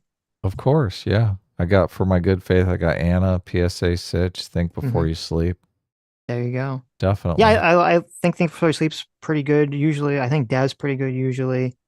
You guys are getting paid off by Brianna Wu. What are you talking about? That's true. I mean, I don't really want to like attack that many people, right? It's like the most bad faith, you know. I mean, there's Vosh, Hassan, Noah Samson, David all Pakman, these people that we've covered. Greyjoy. Yeah. Come on. Sure. You don't want to attack them? We attack them on the reg. What are you talking about? I guess that's true. Vosh is kind of fallen off the radar, though. Like, I don't even... Are people even watching his content anymore? I don't know. I checked his analytics a couple of weeks ago just because I was curious, and it seems like it's steady, but it's not growing at all because he's not doing any more debates. He's kind of, after the whole Lolly debacle, is just back to the Fortress Arc, I suppose. Yeah. I do think there are these, like, a lot of people watch these content creators because they have the notion that they're going to become famous and enter the mainstream somehow. Like, you constantly hear this talk as various content creators blow up. I think Vosh is like cartoon CP arc kind of makes that impossible. It kind of puts like the final nail in any idea that he could become some sort of MSNBC commentator, right? So I think that is why the arc has pretty much halted. Well, I don't know. What was worse, that or Jeffrey Toobin's masturbation on screen?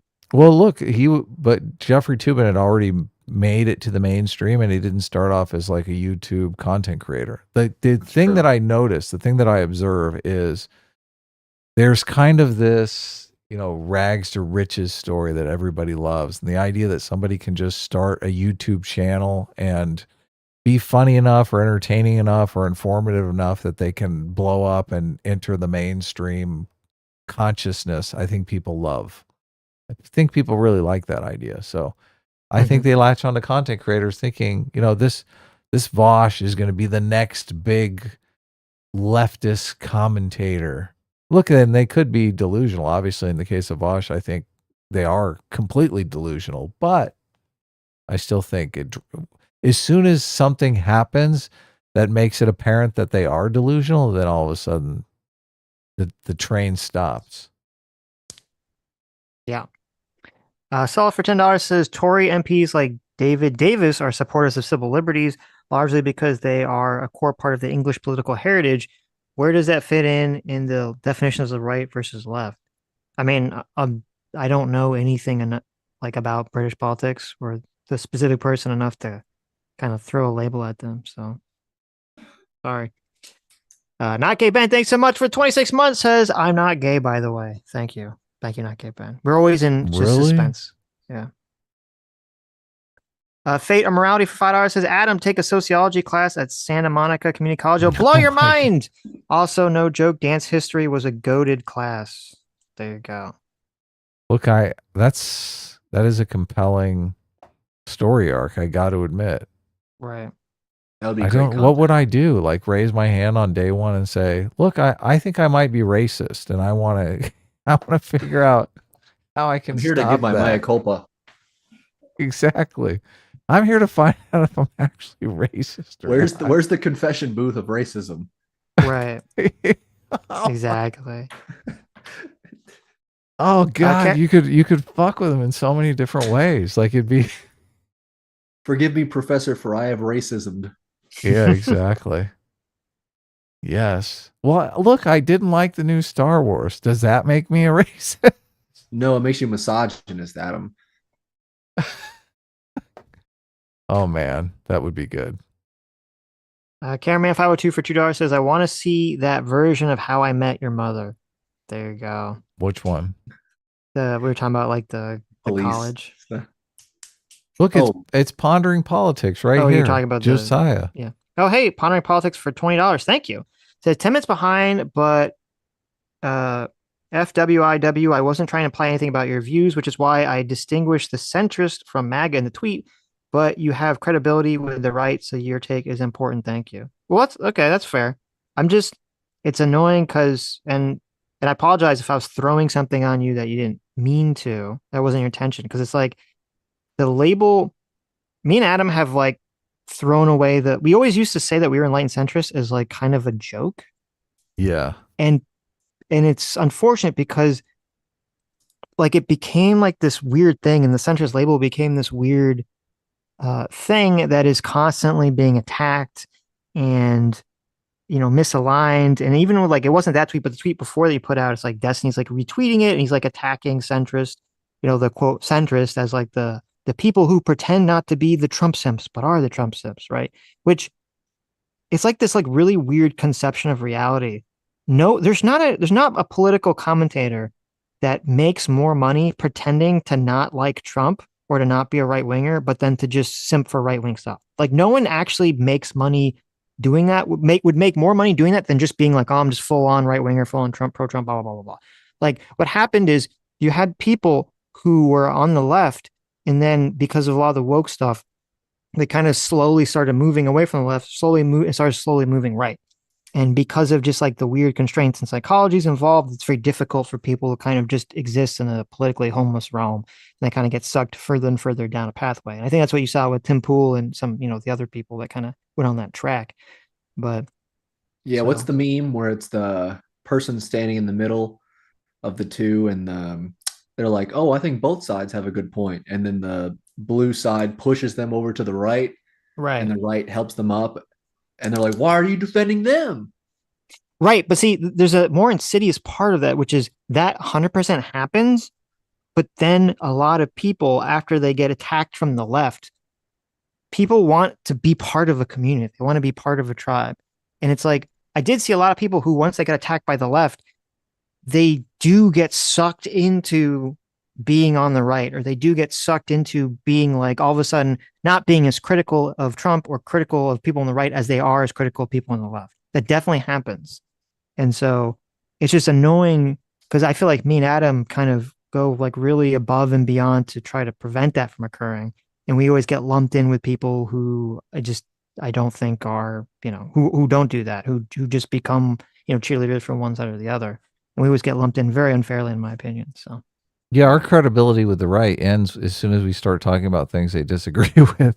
And all of a sudden, well, sure. Right. It can, right. It's gone. Yeah. Right. So, I mean, it is interesting. We constantly we're talking about this video here on the Daily Wire that we think is ridiculous. Our audience is completely against us on it, like noticeably against us in the comment. Right. Yeah, I mean, obviously, the people who are against us are on the right, though. Sure. Yeah. But see, it's so weird because like there's this weird straw man version of me and Adam that exists in like that we never do subreddit. this. That all we do is like, suck up to the right. Yeah. Well, the problem is there's some like really fucking weird. I don't know if they're like a leftist or they're just like a TDS written brain rotted left wing person that watches us. Well, all they do is they like clip us out of context, and they'll cut out like any time we're critical of the right, and they'll just put up clips of like us, criticizing the left. You mean critical of the left? No. They'll cut out any times we're critical of the right, and they'll only post clips of us being critical of the left, or some clip of I don't know, something. That's making it sound like we're like, sucking off someone on the right, and they say, aha, look, centrist at it again, and they cut out like 5% of the content. Like in Destiny subreddit where Sitch, I think it was literally a 4-second clip of when Sitch was like, oh, I don't know if it's better for the country if Biden wins or loses, when there's literally over an hour of context of what you meant by that. And centrist at it again. That context would go over like 90% of people's heads anyway, because I mean, we're talking about the fourth turning. We're talking about like generations theory. Well, and then like it's too much to even get into. Right. Yeah. And then like the comments under that are completely unhinged and they're all filled with lies. And like that same person is like, oh, Sitch is saying that we live in a banana republic because Trump got found guilty. And I'm like, what? You didn't listen. What the fuck? You're just lying. Like, what the fuck? It's like insane. So I don't know. So anyway, it's just frustrating. Yeah. Well, they took Adam out of context when Adam, you brought up how the fact that persecuting former political opposition is the first step on the road to a banana republic in a perfect world. And, they hear that and they just think, oh, well, they just think everything that happened with Trump is part of a banana republic now. Yeah. You're right. That's how you're right. That is how like the lie gets concocted. So you read Dictator's Handbook, right? I mean, that's straight out of Selectorate Theory, straight out of Dictator's Handbook. Yeah, 100%. Absolutely. Cameraman 502 for $5 says, my Obama derangement is focused only on the illegality of DACA. It's the best example of a desire to act as a law unto itself that defines tyrants. Yeah. No, you're just racist. Was DACA illegal? I know what DACA was. I don't know enough about like the legal constraints that caused it to come into fruition. So there is always this funny game that leftists will play where any form of criticism people leveled at Obama, it was, oh, well, you're just racist. That's why. This is just a veneer to hide your racism, which definitely did happen. But now you look at it on the flip side of like, oh, a lot of people, they're just criticizing Israel. They're not anti-Semitic. It's just Israel, right? And you have people like Nick Fuentes that play the same game. And it's like, oh, well, any criticism you make of Israel is actually anti-Semitic. And they're like, no, there's nuance here. And for some reason, they're unable to see it. And the answer is tribalism. That's why. Has Nick come out as anti-Zionist now? Is that what's going on? Nick is like, look, I'm fine with Jewish people. It's just the Zionists. That'd be funny. They get under my skin. Christoph Keating for €5 says, Sitch, Google California governor shuts churches, businesses as COVID-19 cases surge by Sharon Bernstein, July 13, 2020. It's on Reuters. It happened. Yeah, but they didn't shut down the churches because they're against religion. They shut down the churches because they were worried about a pandemic. Look, and they could have got that wrong, but it doesn't. Right. See, but this is what annoys me with like the COVID stuff. It's like, so there's all these lockdowns with COVID. And if you recall, there was all these people whose like hair was on fire. And they're like, this is the deep state. This is the government. they're doing this to try to get us ready for like the federal law to come in and march and take away all our freedoms, blah, blah, blah, blah, blah. Like they're like going fucking, their minds are melting over this stuff. FEMA. Right. FEMA tents. Yeah. Your FEMA new tents. home. And yeah, exactly. And then what happened? It was like, COVID was going on. People did overreact. I agree. And then when COVID stopped, all the shutdowns stopped and went away and everything went back to the way it was. Okay. And what happened to all the doomsayers? What happened to all the people who are saying, oh my God, this was it. This was the deep state coming to take away all our freedoms. And what all those people say? Did they say, oh, I guess I was wrong? I guess it was just people that were making decisions I disagreed with, but making decisions about what they thought was, safe at the time for COVID? No, they said, oh, well, because we were whining about it on the internet, because we were complaining about it, we were the frontline warriors that stopped, the government takeover from occurring. And it's total bullshit. It's a total fucking bullshit lie based on fucking nothing. So the government just hasn't switched on the nanobots and the vaccine to turn us into zombies yet. They're just there you go. At the moment. Yeah, I know. It's just people create these completely unfalsifiable conspiracy theory claims about reality, and there's no way to shake some people out of it. So why even try? Just Fade of Morality for $2 says anime sucks, cope and sneed. There you go. Sounds like a cuck. Oh my God. Fade of Morality for $2 says anime sucks, cope and sneed. Right. Anime. No, that was the Ricada reference. I kept reading this anyway. The Butter Anvil for $2 says vaping. Now we headed to Zimbabwe. There you go. Yeah, Zen and Ozempic are the two new topics of discussion now amongst the youths. Oh, really?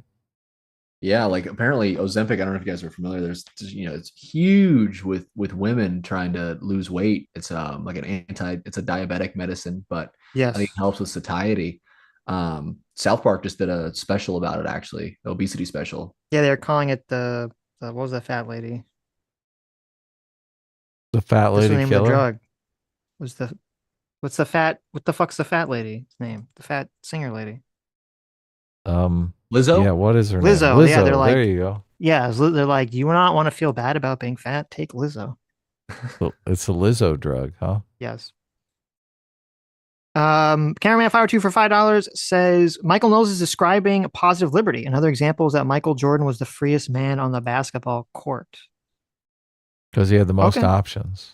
Because he had the most options?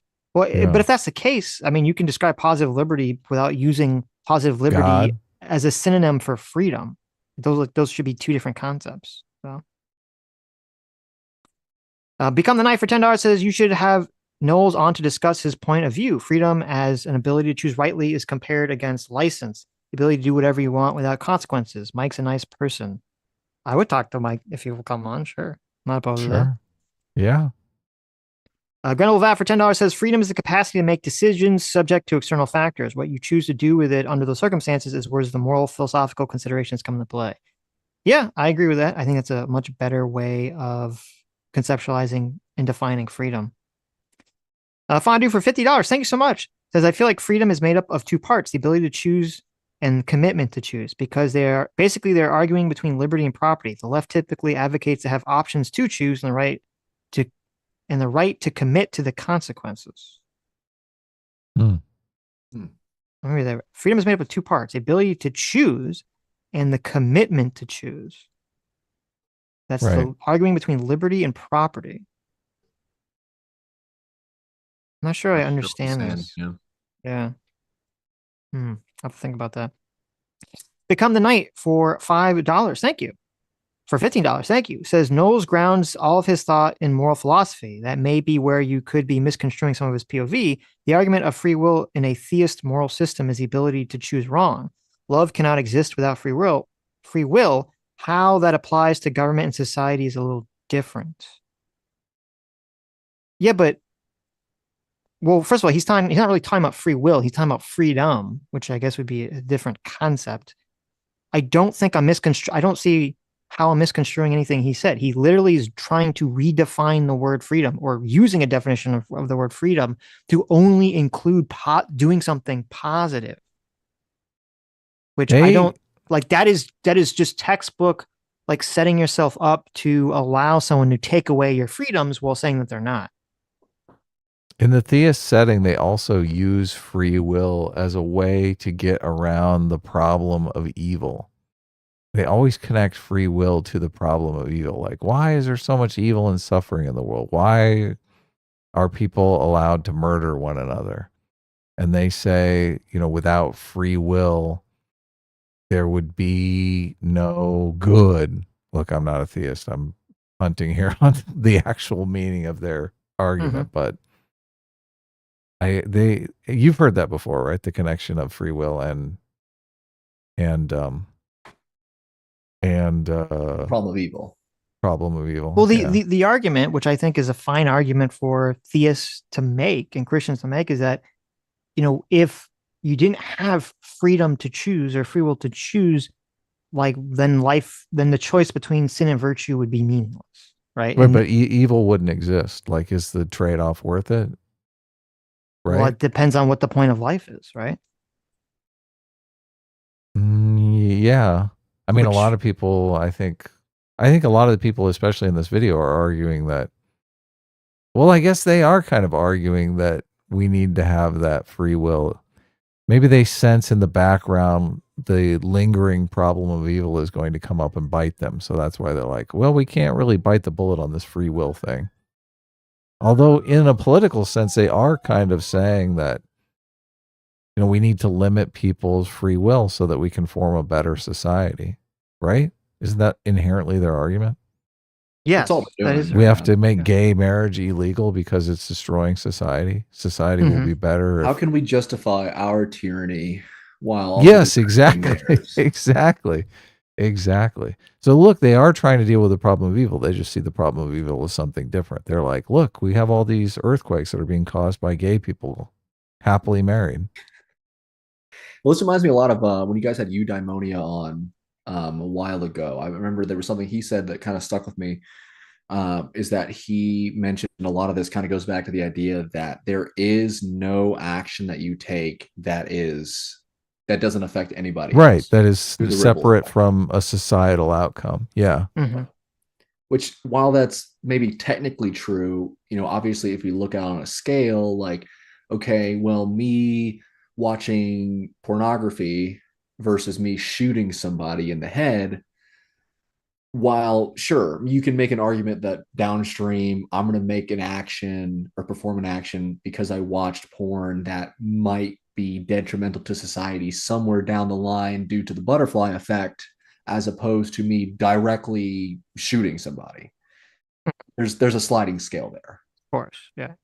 Right. Well, there are obviously, though, moral prescriptions that can affect society, that can have like society-wide ramifications, right? Of course. I think ultimately when people are arguing for or against any sort of political changes or moral prescriptions, the ultimate argument is this thing, if we change it, will affect society in a way that is detrimental. It will harm society substantively. I mean, the abortion argument is a perfect example. Like, people argue on both sides of that. The people who are arguing that we should make abortion illegal are, they always argue on like birth rates or something like that. So they say, look, society's going to fall apart because all the people are going to stop existing. And the people on the other side of that argue that, there's going to be back alley abortions and innocent women are going to die in the streets. And that's going to be a horrible outcome for society. So, yeah, I've never really bought that argument of like, oh, well, if we ban abortions, like they're just going to do it. They're just going to do it more dangerously. It's like, okay, well, it's true of every law you could ever pass. It's like people are still going to do those things. The point is to create more friction as to make less of it happen. Yeah, look, and then the change takes effect, like the gay marriage thing. And then it really has no significant outcome on society at all, right? No. So then they're like, okay, well, besides the tornado, I guess we were incorrect about that one. You can change that one and nothing bad happens, right? Right. Look, marijuana is going to be the next one like that. Look, if we make marijuana legal, society will fall apart. Everyone will quit their jobs and stay home and smoke weed all day, right? Mhm. No, they made marijuana legal and pretty much everyone still goes to work, right? Yeah. Yeah. JMac, our surrogate father, thanks so much for the $100. Yes. Says, dropping some love for Christians. The name fits because he's a baller. Oh, for Christian, not Christians. There you go. He's a baller. I agree. Ben seems to be leaving behind his more libertarian positions, but honestly, I don't think it's audience capture. He seems to just be rationalizing himself through a purely utilitarian approach. So my understanding with Ben is like, he personally is not libertarian. Like he believes all this like very conservative moral thing. He just doesn't necessarily trust, he says he's libertarian because he doesn't trust the government to enact necessarily those principles. And I guess the difference would be like, is it just that he doesn't trust the government to enact his principles, or is it that he doesn't think the government should enact necessarily his moral principles? Because I think those are very different and important considerations. So, And one thing reason I liked Ben for a very long time, and I still do enjoy what he has to say, is he used to always talk about how you can't really use religious arguments when doing political discussions because he understands that not everyone follows his specific religion and that it's not going to be persuasive to people. And yeah, I think that kind of plays into Judaism, such I don't know too much about Judaism myself, but from my understanding, the proselytizing really isn't a part of it in the same way that it is in some other religions. Mhm. So I think he's able to kind of look at it like, yeah, of course, people aren't going to be persuaded if I just mention the Talmud. So you have to use the more rational, logical positions. And I don't know if I necessarily believe he's looking at it from a utilitarian standpoint. I think he's said in the past that he's a huge fan of Immanuel Kant. He's more of a deontologist, but we don't need to go down that rabbit hole. right. The Kantian rabbit hole. I looked it up. The free will defense in response to the problem of evil that claims that God allows evil because it's necessary for humans to have free will. The response holds that free will is a greater good and that God can't give it to humans without also allowing evil. The defense justifies evil and suffering as a result of the greater good of having free will. See, look, people like free will. They want free will. So when you turn to them and you're like, look at how fucked up the world is. Why would an omnipotent God let all this mass rape and murder happen, right? They're like, oh, because look, free will. You have to have free will, right? You like your free will? Mhm. There you go. What do you think of that argument, Sitch? I mean, it's obviously post hoc, but, but I mean, Well, it's not not an argument without logic, but only if you put freedom and free will as like a foundation of like a Right. foundational virtue. That's important. So Look, and I do, this conversation is, the Daily Wire conversation is kind of hovering around the trying to reduce evil, right? In all of their personal, political, religious aesthetics, right? Mhm. So they're saying, look, we take a little free will away and we deal with the problem of evil a little bit, right? right. Well, and also Yeah. remember the entire conversation we're having, the context of it is talking about the dissident right that is in favor of like a monarchy and a king and getting rid of democracy. That's the Right. context of this conversation about freedom that they're having. They really want to Right back. limit free will, and that's like Right. the political way to do it. They're Yes. like, look, we're never going to get a total ban on gay marriage unless, of course, we have a dictator. And then it's like day one. I don't know. I don't know if that's why I'm saying like it's weird when you're watching this conversation because it's not clear to me exactly what everyone's position is. So Yeah. Fondue for $2 says, so you could say Vosh fell off his horse. There you go. Oh, yeah.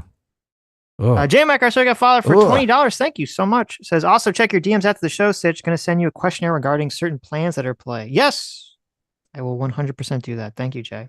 nice. And JMac for another $20. Thank you so much. Says, tons of people's lives were ruined by the COVID tyranny. If there wasn't the pushback there was, my wife would have lost her job in retirement. And this wasn't an isolated thing in the DOD, not to mention the education of kids. Yeah, but see, that's a different issue because I agree that there was a lot of like really bad decisions made in regards to COVID in terms of like lockdown and trying to force people to get vaccinations and all that, stuff and to wear masks and all this stuff. But that's a and pushing back against all that stuff, I think, is fine. That's why I said during COVID, I was saying, I don't understand how people can make the forced vaccination argument if the vaccine doesn't even prevent spread. Because that was like the argument would be like, oh, well, you should have to get vaccinated to protect me. And it's like, but if it doesn't actually protect another person, I don't know how you can make that argument. And if you want to push back against those sorts of things, that's totally good.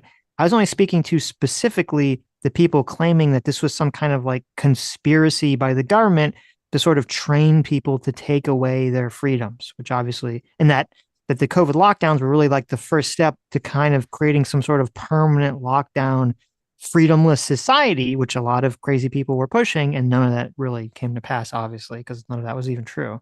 How many generations would that project take to get people, Americans, to like willingly just impossible give up their freedom, Never like just roll over? Well, I guess they could have, if there was some like catastrophe, like nuclear war or something, like maybe something insane like that could over generations could convince people. Nah, You guys still remember when wouldn't work. they were talking about Walmart garden centers would turn into the FEMA concentration camps? Yes. Yeah.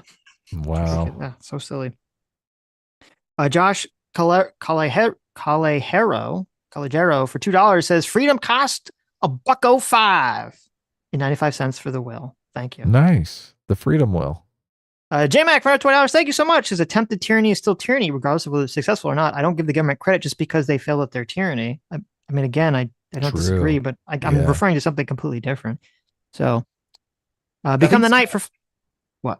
I think this kind of goes into, and this could end up being a huge rabbit hole, is kind of this belief of negative intent by people and kind of this labeling of tyranny, of course, is a very negative connotation with it, about people being evil and what does it mean to be evil. I think a lot of times we ascribe evilness to people doing things that we think are harmful or bad, and not really thinking about it from a perspective as what is the goal. Even falsely attributing goals, of course, happens all the time. But when I think of evil, I have a very strict, specific definition of evil that I think very, very few people in the world actually do commit. And to me, it's this idea of causing harm for the sake of causing harm. Something like the Joker, for example, who there's no greater plan at play. They're not doing like, the trolley problem, right? Anyone who is doing the trolley problem, when they pull that lever, they're not thinking, oh, I'm going to fucking kill somebody because I'm doing this. The whole idea is I'm doing this to save these people. Whether incorrect or not, there's a rationale for the consequence, the Vosh consequentialist position of I'm going to do this bad action now so that from down the line, better things will come of it.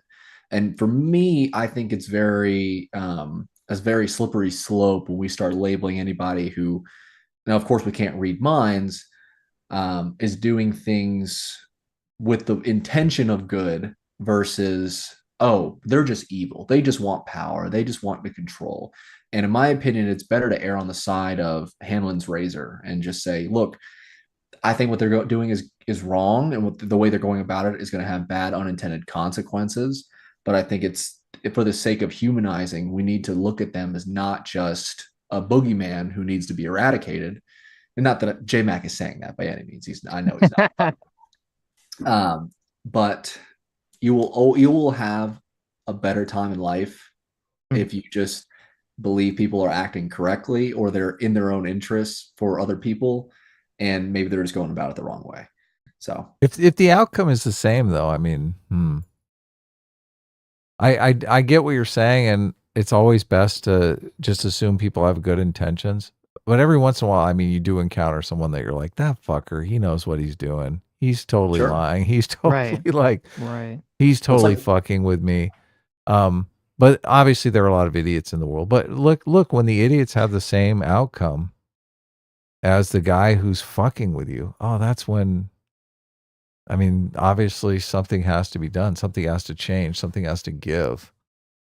So, yeah, I do think there's a lot of the world now is just devolved into these useful idiots that are they're NPCs, but they're being controlled by a certain minority of caustic ideas that ultimately we're going to have to deal with. And I actually, look, I'm more optimistic than Tim Pool. Like, Tim Pool thinks civil war is going to happen and the world is going to fall apart. I actually think this is going to reach some sort of head. And, I'm obviously joking about total global thermonuclear war, but I do look, more and more countries every day seem to be going to war with one another.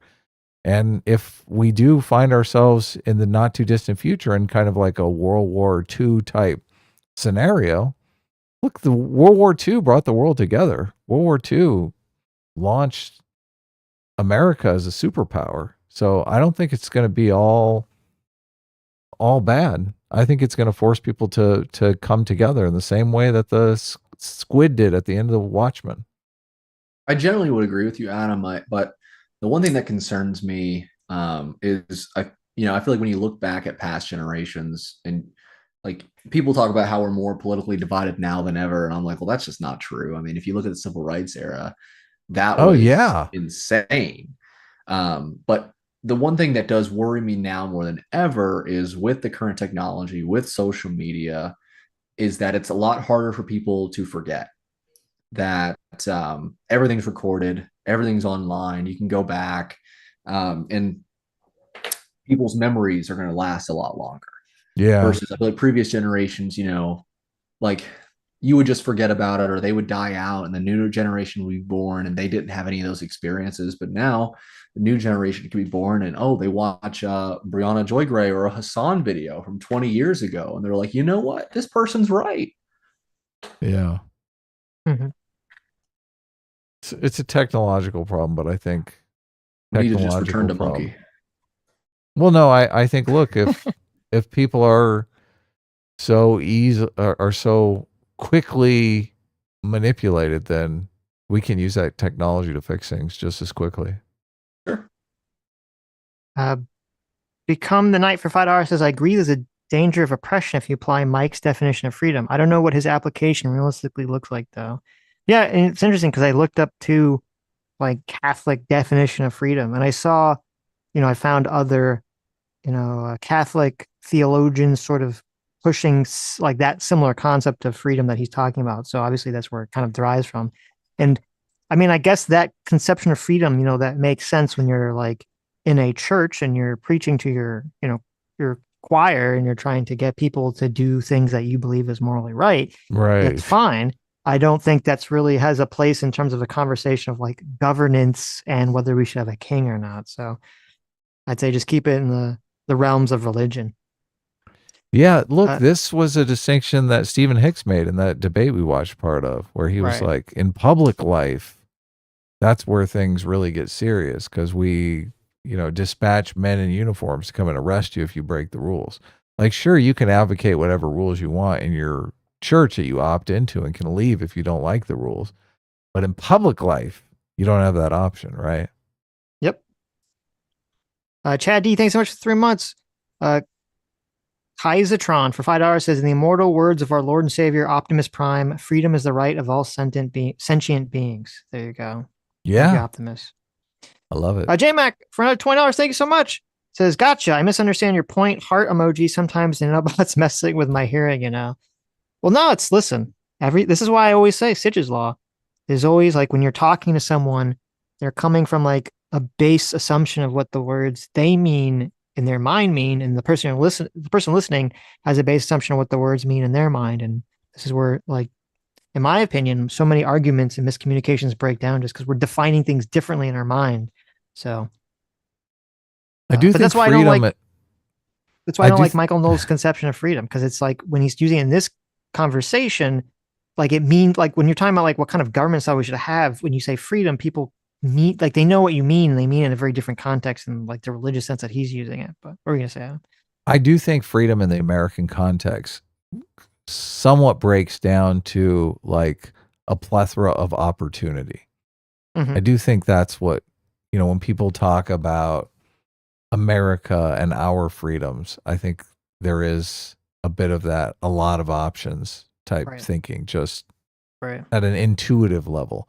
And a lot of what they're talking about doesn't really, I mean, they're talking about limiting those options. So I think that's why Jeremy Boring is kind of sitting in the corner going, what? What the fuck are you guys talking about? Right. Kid Truck 91 for $20 says, "Hey guys, just wanted to point out from yesterday that the 17th was done to try to cure suspect appointments. Oh, the 17th Amendment was done to cure suspected appointments to Senate via legislation. Unfortunately, it also does kind of make it higher wealth requirement to get into the Senate." Oh, interesting. Yeah, fascinating. True. Saw for $5 says the vaccine prevented spread with earlier variants that went away with later ones like Delta and Omicron. Is that true? Well, regardless of whether it's true or not, I guess it didn't matter because the later variants, it didn't do anything. So They adapted. because it adapted or changed or Life whatever. So finds a way. okay, let's watch a little bit more of this. Flower, like these cigars, and you talked to Governor Bradford, and you asked him his definition of freedom. Governor Bradford, who took toys away from children on Christmas because they had no right to play on Christmas Day. Whose definition of freedom would the great Pilgrim Bradford have agreed with? That's ridiculous. There's no question. It would have been mine and Ben's. No, I'm just saying that's. And I wouldn't ask him. I'm more. But I'm saying that's the American definition of freedom. I'm interested in the biblical conception of freedom. I thought we were talking about hold on, well, we are because that's what the American experiment is predicated on. The biblical definition of freedom starts with the Exodus, and it is free from the tyrant. It is. It is. Hold on. No, wait a minute. Hold on. No. It's freedom. It's freedom from Pharaoh, and it's a freedom that is accompanied by risk. And would that we were slaves again in Egypt, because when we were slaves in Egypt, we at least knew from whence our meal would come. when they from went whence our and water asked would for come. a king, God said they're not rejecting the prophet. They're rejecting me because they're asking for a king. But how does that differ from what Michael said? Okay, so two things. One, you have to finish the verse. The verse in Exodus is, "Let my people go so that they may serve me in the wilderness." Right? That's the actual finish of that particular verse. So the second. Stop hoarding my slaves. That's what God said. Which is, by the way, which is not what they did. Right. They didn't do that, and God smacks them around for it. Second of all, the biblical term cherut, right? So the word in Hebrew for freedom is cherut. It doesn't apply. It doesn't appear literally anywhere in the Bible, so far as I'm aware. Cherut is a very modern term, and it really does. When we talk about freedom here's the reason I agree with Michael. It's because in consequence, it doesn't make so much of a difference, because what the founders were saying is that there have to be pragmatic limits on the government, because a government that is powerful enough to define virtue is also powerful enough to ban virtue. Right. Right. But that is not an argument for the good of the freedom itself to sin. That's not the same thing. Right. This is two different types of right. And so you do have an exemption from the government in the sense that you don't want the government to be quite that powerful. But inside my own family, for example, my kids are free in the sense that they can do good things, but they are not free to do anything. Does it make them unfree? Are my kids unfree by definition? Yes, your children. Yes, of course they are. Okay, a parent is a tyrant, and rightly so. Yeah. Their children are not free. Okay, but is my kid deprived? This is Ben saying, look, we have to deal with the problem of evil. Fuck all this freedom. Well, it's just, again, Ben is trying to define freedom in such a capacity that it only applies to good things. And I just fundamentally disagree with that. And I think Jeremy and Andrew here have just a better, they're like, yeah, you are taking away your child's freedoms, but that's not a bad thing. We just have to accept that definition of freedom. That's like a more neutral definition.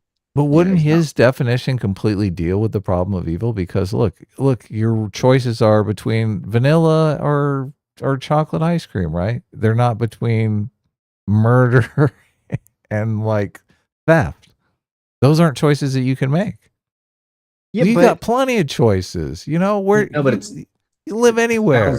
It sounds more like he's saying your choices are vanilla ice cream, and that's it. No. He's saying, look, as long as your choice is not going to result in evil outcome, right? You go ahead and make that choice. Look.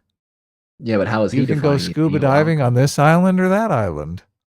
Right, but then if you constructed a system where chocolate was morally evil, then yeah, you couldn't eat it, right? Like mint chocolate chip, or there you go. But yeah, and there's an example of that, like you shouldn't be eating pork. Eating pork is evil, right? So, well, look, aren't we trying to find out which moral prescriptions do result in the problem of evil and saying, okay, well, these must be prohibited by law, and these other sort of gray areas where we're saying, okay, well, That's a personal preference.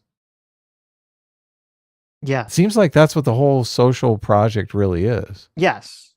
And but what Ben did lay out, which I'm happy that he's laying out, even though it's not really, it's more like a pragmatic consideration. It's not like a morally ideological consideration, which is fine because, sometimes you got to be pragmatic.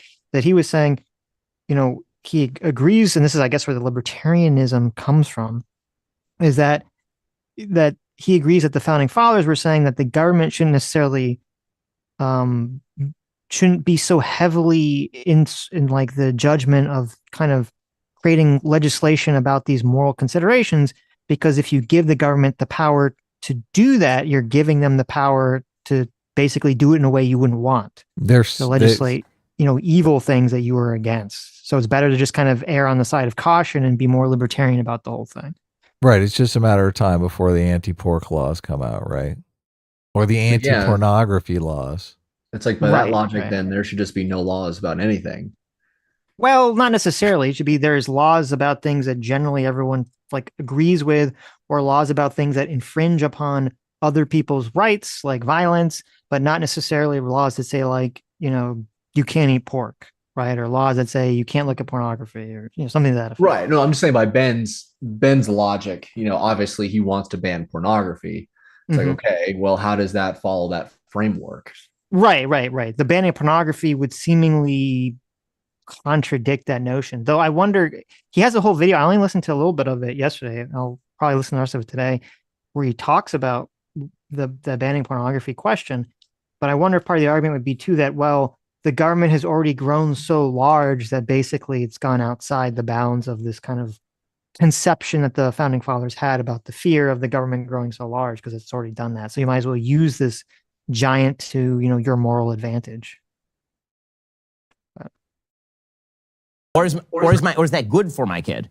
The point is that the government is not a parent. Tyrant. Right, the parent's not a tyrant. He's a king. The parent is a parent, but the government is also not a parent. Well, some parents are parents. Right, but the parent is the boss of the house. The point, this is why I hate so much when you hear people on the left suggest that the government is a father and a mother, right? It's not. The government is neither of those things. Yeah. But that is, again, a more pragmatic, I keep coming back to pragmatism, because otherwise you have a universalist theory of what government can and cannot do, and I don't believe in that. So no, I hate all this stuff. I hate all this word game shit, because this is all like, it reminds me too much of like left-wing word game nonsense. Because like, yes, your parents, like, are your parents a tyrant? Yes or no? It's like, well, I guess it depends on how we're defining the terms. It's like, okay, forget who get all these terms. Like, forget it. The only point of arguing definitions and terms is because these terms have emotional weight to them.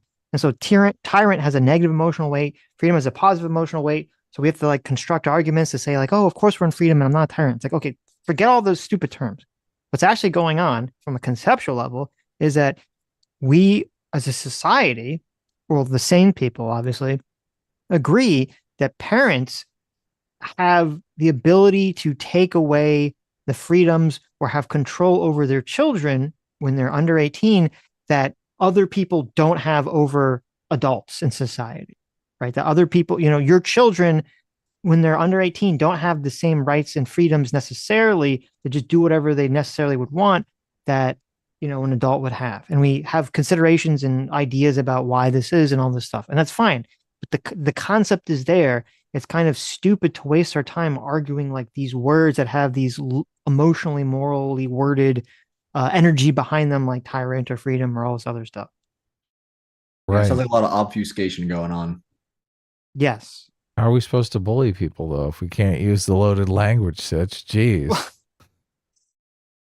That I think that me and my friends in our HOA, we get to make all sorts of rules the federal government does not get to make. Right. Why? Because we have a broader level of homogeneity and agreement about values, which means that we can compel that there can't be a porn shop in the middle of our living facility, right? But that's not true on the federal level, because you have broader disagreements and you have very pragmatic concerns about handing tremendous power to a power. Even your HOA can't compel you to do. Rightly. Yes, they're because they violate certain fundamental human virtues or the possibility thereof. But here's the thing. Here's where the disagreement lives. You posit that freedom is only freedom if it's freedom to be virtuous, and I posit that there is no virtue apart from freedom. That this is a chicken and the egg. That it's a cycle. That it can't be defined only in one direction. It works in both directions. You can't compel virtue because it's unvirtuous to the exact degree that it was compelled. What is education? Well, education isn't coercive. It's very. It is coercive. But Public it's not. education. It's not tyrannical. It's coercive. But it's coercive. Creates a It's culture. coercive. Doesn't it? It's, And then Clavin just pulls out some different level. Like, yeah, there's coercion and there's tyranny. Right. doesn't it seem like the concept of freedom is just not a useful concept? Well, I think And it is.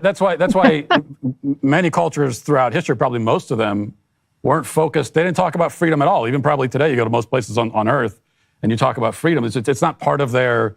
It's not part of their language. They don't discuss it. Don't worry about it. It's not that it's useless. It's that it's now the victim of tremendous semantic overload. Yeah. Which Yeah. But also to the exact extent that we're told it is for freedom that Christ has made us free. Yeah. It's pretty central to Christian theology to say that freedom is not useful. I think it's central to all. It's not a useless concept. All the He's like, shut up, Matt Walsh, or I'm going to fire your ass.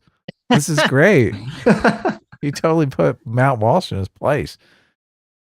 theology based on the Bible is that if you're not free, then your love of God is not love. Yeah, but the freedom in the Bible is totally different. Freedom of choice is vital to you're correct, to achieve virtue. That is true. Right. But that does not mean that the freedom to sin is an inherent good. No. That's not the same thing. That's what I'm saying. Isn't it kind of weird that the whole freedom argument in the context of religion and you loving God of your own free volition is going to play out in the whole robot waifu situation? Like basically, well, look, the robot, you've got to make the robot free to love you or not love you, right? Otherwise, does the robot really love you? Well, it doesn't, but it's a robot. Okay, how does that work? Do you just set like the random generator? You're like, okay, only love when the random generator comes up on odd numbers, then you love the owner. Mm-hmm. If it comes up uneven, then it's you're so gonna create weird, like a yeah. bipolar waifu. It's like terrible. Is freedom just, does it really come down to random number generators? Are we all NPCs in God's mind? Maybe. Though So- it's interesting so because awful. like this whole concept of, you had to have, like from a religious perspective, you have to have freedom in order for virtue to matter, right? Right. Yeah. Which, I mean, I like the idea of that, but why is that important to God? know, Why is that I know. important to anyone? Look, you were asking that yesterday, and Jeremy Boring just spit it out. He's like, "No, freedom is the virtue. It is the virtue." Which, listen, mean- I think that's a super base take, and I'm glad that he says it. I think he's the most base person in this conversation. But like on a deeper philosophical level, I'm curious as to why. Like, why does he feel that way? Why does anyone feel that way? Why is religion even structured that way to value this in the first place?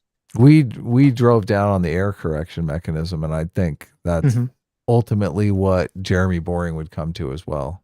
Because he's thinking of it in the context, especially him just being a business guy. He's thinking of it in the context. He even said, like, the freedom to try and fail. That's a total business. That's business thinking. Yeah. Business thinking is about, look, I'm going to try a bunch of different things, and some are going to work and some are not going to work. But that is the error correction process. That is testing the world. Yeah. I think that's part of it. I think there's another element too, which is that, and maybe I think it's very difficult to verbalize. But I think some people, and I think all people to an extent feel this way, but I think some people feel stronger, is that like it's like the argument against participation trophies, right? If you played a video game and you knew that there was no way for you to fail at the video game you're playing, it would be boring, right? We as humans kind of derive pleasure or enjoyment, or more importantly, we derive meaning from actions, knowing that there's like a possibility at failing them. That's what makes the success feel worthwhile to us. And I think that kind of goes into this free will conversation, which is, even if we can't necessarily verbalize it, we intuit a feeling that there must be some importance to the possibility of failure. Otherwise, things just seem on an intuitive level to be meaningless. Yeah, look, that's one of the fascinating things about entrepreneurship in and of itself. Yeah, that you could actually fail or you could succeed. I mean, also gambling, right? This is what the draw of gambling is. Just a huge windfall of success versus, losing all of your money. Right. So it is super, super interesting. It's fascinating that in the context of like business and American liberal style capitalism, that you do like you have all of this error correction mechanism devoted just towards creating products and services, right? Things that will make life easier or better or make people feel more fulfilled. Which, I mean, you can take all kinds of chances in that realm, right? The worst thing that can happen is we're going to end up like poor. But in the realm of society, that's really where, I mean, when you're talking about changing moral prescriptions and stuff like that, like society is the boat that we all live in and survive in, right? Mm-hmm. If society falls apart, we're all fucked. Sure. So I do, And that's I where, do, like, I do think it's harder to set up this context of, yes, we're going to try this and we could fail in that context, right? Mm-hmm. Go right. ahead. And that's where the conservative value comes into being like cautious about making these wide sweeping changes to certain systems because you don't know the consequences. To moral systems, to Right. societal systems. Obviously, well, I guess there are certain moral components to business, but there are lots of things that are just, morally neutral. Mm-hmm. Yeah, I think it all kind of boils down at the end of the day to Chesterton's fence, right, with the conservative and liberal framework. I feel like that's probably the single easiest question to determine if someone is quote unquote conservative or liberal, is ask them Chesterton's fence. Yeah, maybe. Yeah. But freedom of sin is a natural accompaniment to the freedom to choose. Jeremy's point, I think, is very good, especially on Exodus. When you view Exodus as sucking up to the boss. I know. Look, I was thinking the same history. Same thing. He's like, look, I'll save him. I'll save you here. This is a very, to quote one of my favorite old dead men, Dante.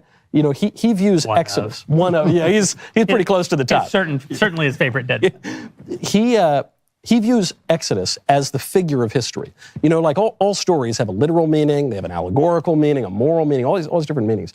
And so what is the story of Exodus? It is literally the story of Moses leading the Israelites out of Egypt from the Pharaoh toward the Promised Land. And it is allegorically the story of God's chosen leader leading God's people to the Promised Land, and is anagogically, from the perspective of the end times, telling us how we all escaped this slavery. Something you're going to hate.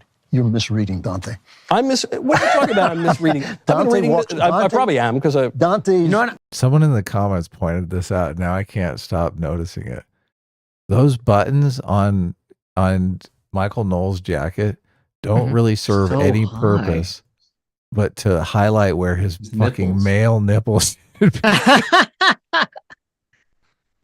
Like the top buttons, you're right. Yeah. What are those for, other than just to say, oh look, imagine me naked over here? Well, you know what? You're right. And I didn't think about it. It is confusing because like when you have a suit jacket, like the point of the buttons is that it's the a buttons button go up. No, but they go, but he has it like the wrong way. You understand? Like the buttons go underneath the part with the hole, not on top of the part of the hole. Oh yeah. That's why it looks weird to me. Well, no, whenever you sit down, you're supposed to unbutton those buttons and button back up when you stand up. No, but they're not buttoned. He just has them like on top. Like he just has it like folded on. Because you understand what I'm saying? Like if they were actually buttoned into anything, they would be underneath the other flap. Mm-hmm. No. You understand what I'm saying? Right. Yeah. So it's very weird. It's very weird. Those buttons should be red. But yeah, why? Yeah, the top buttons are just, I guess, for aesthetic, and they are just on your nipples, and it's weird. I don't know. Oh my god. I'm gonna let you argue about Dante because you have diverse perspectives, and diversification is key. Whoa. One person who Okay, they're going to go into I an know, ad I here. know. So- This is a Search good- gold. I know. This is a I good know. spot to break. This is a good spot to break. But okay. The Lord of the Nerds for $5 says, Lord of the Nerds is gonna straw man us as he likes to do. Remember, Sitch and Adam approve of the state taxing to influence people's behavior. So a lot of this freedom talk from this more like freedom, asterisk freedom. So I don't think we ever said at any part in this conversation Mm-hmm.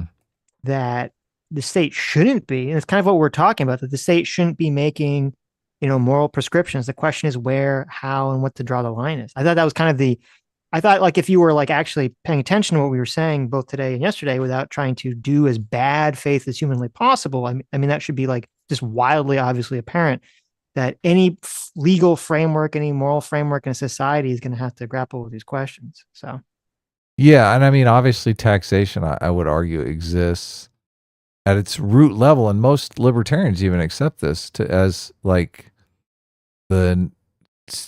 to secure the state, to procure the resources, to create security in the state. And you would argue, like, if you don't have security, how can you have any freedom, right? You have to stay Right. home, guard all your stuff, guard your women, guard your daughters, right? Come on, Mhm. it's at some level, Sure. taxation is what is facilitating your freedom. right.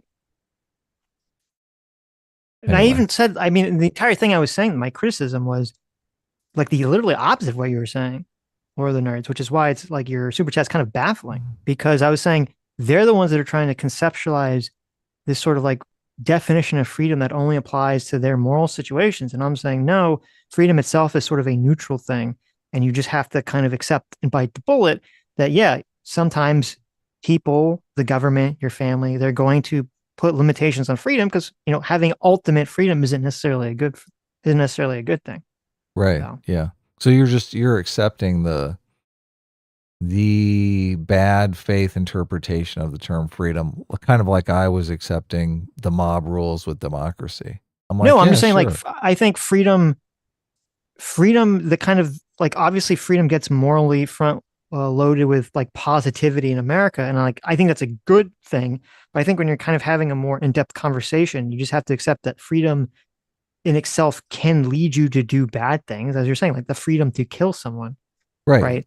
And I think it's kind of silly to like, no, we're going to redefine freedom so it only applies to things I think is good. I just like, well, no, you're just saying that, we're going to make it so that you don't have the freedom to kill people. Just accept that that's just the way you can phrase the statement.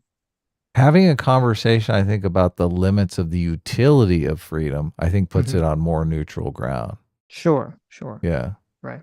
Yeah, most good actors can admit that everyone has a line. Everyone agrees there should be a line. Sure. To freedom. Yeah. Its question is, where is the line? And then you have some Right. people, the crazies, that say, well, there should just be no line. It should just be whoever has the biggest warlord and army. Yep. The same thing with taxation. Everyone can agree, most people can agree, like, yeah, some form of taxation is necessary for society, but at some point it's and theft. some form it is theft. Yeah. Right. Some Exactly. point, right. Right. And Exactly. You Right. can't have no tax either, because then society would collapse. Yep. Yeah. No, and it's the same thing with like the free speech thing. Like, why I say, no one's really a free speech absolutist because people don't want, generally, most people that are sane, they don't want people putting up, billboards of CP. They don't want people, being able to steal, content and anything that they want, without, recourse. They don't want people to be able to just throw out libel and defamation, as they want. And those are all infringements on free speech. And then some people, like, they just want to be able to neatly categorize, like, well, no, free speech doesn't apply to all those things because those are the bad things. It's like, well, no, those are clamping down on free speech. You just have to accept that. You're just saying that some things are, more valuable. People just And don't not want everything can be to- like fitted in a neat categorical box, in the minds of our conversations. So, Fondue, or thank you so much, Dr. Trainlove, for joining the Free Will Seekers. Fondue for $50. Thank you so much. Says, how about this for a clarification? Sitch, I think acting on a choice is just as much an expression of freedom as having options to choose from. That choosing one thing basically sacrifices all other options means you need to be willing to commit to it. What if you just go back on your choice? Well, it depends on what the choice is. Not all choices you can go back on, right? Abortion's a tough one, right? I mean, once it's done, it's done. Sure. Give me I my think baby acting- back, doctor. I think acting on a choice is just as much an expression of freedom as having options to choose from. I agree with that completely.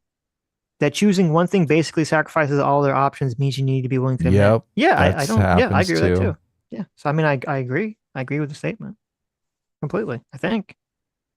Well, I mean, in contrast to the other super chat, Mhm. maybe he's making the argument that the left is more prone to like keeping options open, and the right is more prone to sealing options off. Well, I think he's saying that the left's emphasis is on just having the option available to you, and the right's emphasis is that by choosing, you're sacrificing other options. Right. I think Okay. I like I understand what you're saying. And I think I said something. I think it kind of goes into the positive, negative rights thing a little bit. And I do think it's like, and I think we've talked about this, and I think we've talked about this with Deb and with other people. And I think I'm trying to remember how we worded it, but I do think that there's kind of a difference of left, right, kind of fixating on positive versus negative rights. And it kind of came into the free will conversation, right? Where we talk, the thing that Adam hates when I talk about universal versus local free will, where I think It's been a the while left, since you talked about that. I know, but the left, and I think this kind of goes into what Fondu was saying. The left is sort of hyper focused on universal free will. They're just completely focused on this idea. Like, that's why they focus a lot on like systemic racism and systemic issues, is that you're not really free because all these things happen to you to make you kind of make these decisions. So the choice that's presented is a false choice, where the right is more focused on the local, like, well, I'm at the crossroads and I have to deal with the choice. And I think it's because the right generally has a more, on average, has a more kind of like fatalistic approach of like accepting things kind of the way they are and just trying to work through them, where the left has a more of a like, I don't accept the way things are, I want to change everything approach. Yeah, So, that's probably the root intuition Idealism there. versus realism. right. Which is, it's kind of funny. I was talking this bit with my fiance. It's that we can kind of agree that they have that framework, when usually it's the people who are on the right that are much more religious and usually believe in things that are generally less grounded on average. But it's funny that they kind of they're more religious, but at the same time, they're more able to accept the world for how it is. And then you people who claim to be non-religious have these impossible visions of the world. Mm-hmm. Yeah, look, the religious framework gives you a lot of comfort, I think, in knowing that you're like an eternal being that's going to be here forever. Like, if you don't have that, you're a lot more worried about, wasting your life, I think. Of course. Well, maybe. Depends. Because obviously you could say, oh, if you believe that your eternal life afterwards is affected by your decisions in this life, then Oh, you're you're be very limiting. concerned, right? Yeah, you're limiting your options. Slate King for $10 says, I support dropping the enlightened centrist label. PF Young is grifting hard on it right now. Oh, I've seen that. Yeah. Yeah. I've tweeted out a bunch of times that I don't call myself an enlightened centrist anymore. Mm-hmm. It never breaks through. It's more a label people are putting on me now just for Right. fun, which, it's the internet. Who cares? I don't give a fuck. Yeah. J Mac Circuit 5 for $20. Thank you so much. Says, love him or hate him, I do love the presentation of Daily Wire team. I want such an Adam show live where you guys are sitting around with your guests wearing monkey suits, smoking cigars, and sipping bourbon. Well, look, I've dressed up a Yeah. couple times on stream, and it is fun. So yeah, I'm Right. game. Yeah, I mean, look, dressing nice is fine, even if I think most of their outfits suck. But except for Jeremy Boring, I like his outfit. He looks sharp. What is just the 'cause I key, agree with though? him. What is he wearing? I don't know. It's key to my heart. But yeah, I mean, I don't like smoking cigars. You can smoke your vapes or smoke your marijuana. How about that? Yeah. Edward Senior, thanks so much for the 5. Get the memberships. Lord Nerds for $5 says, you straw man yourselves.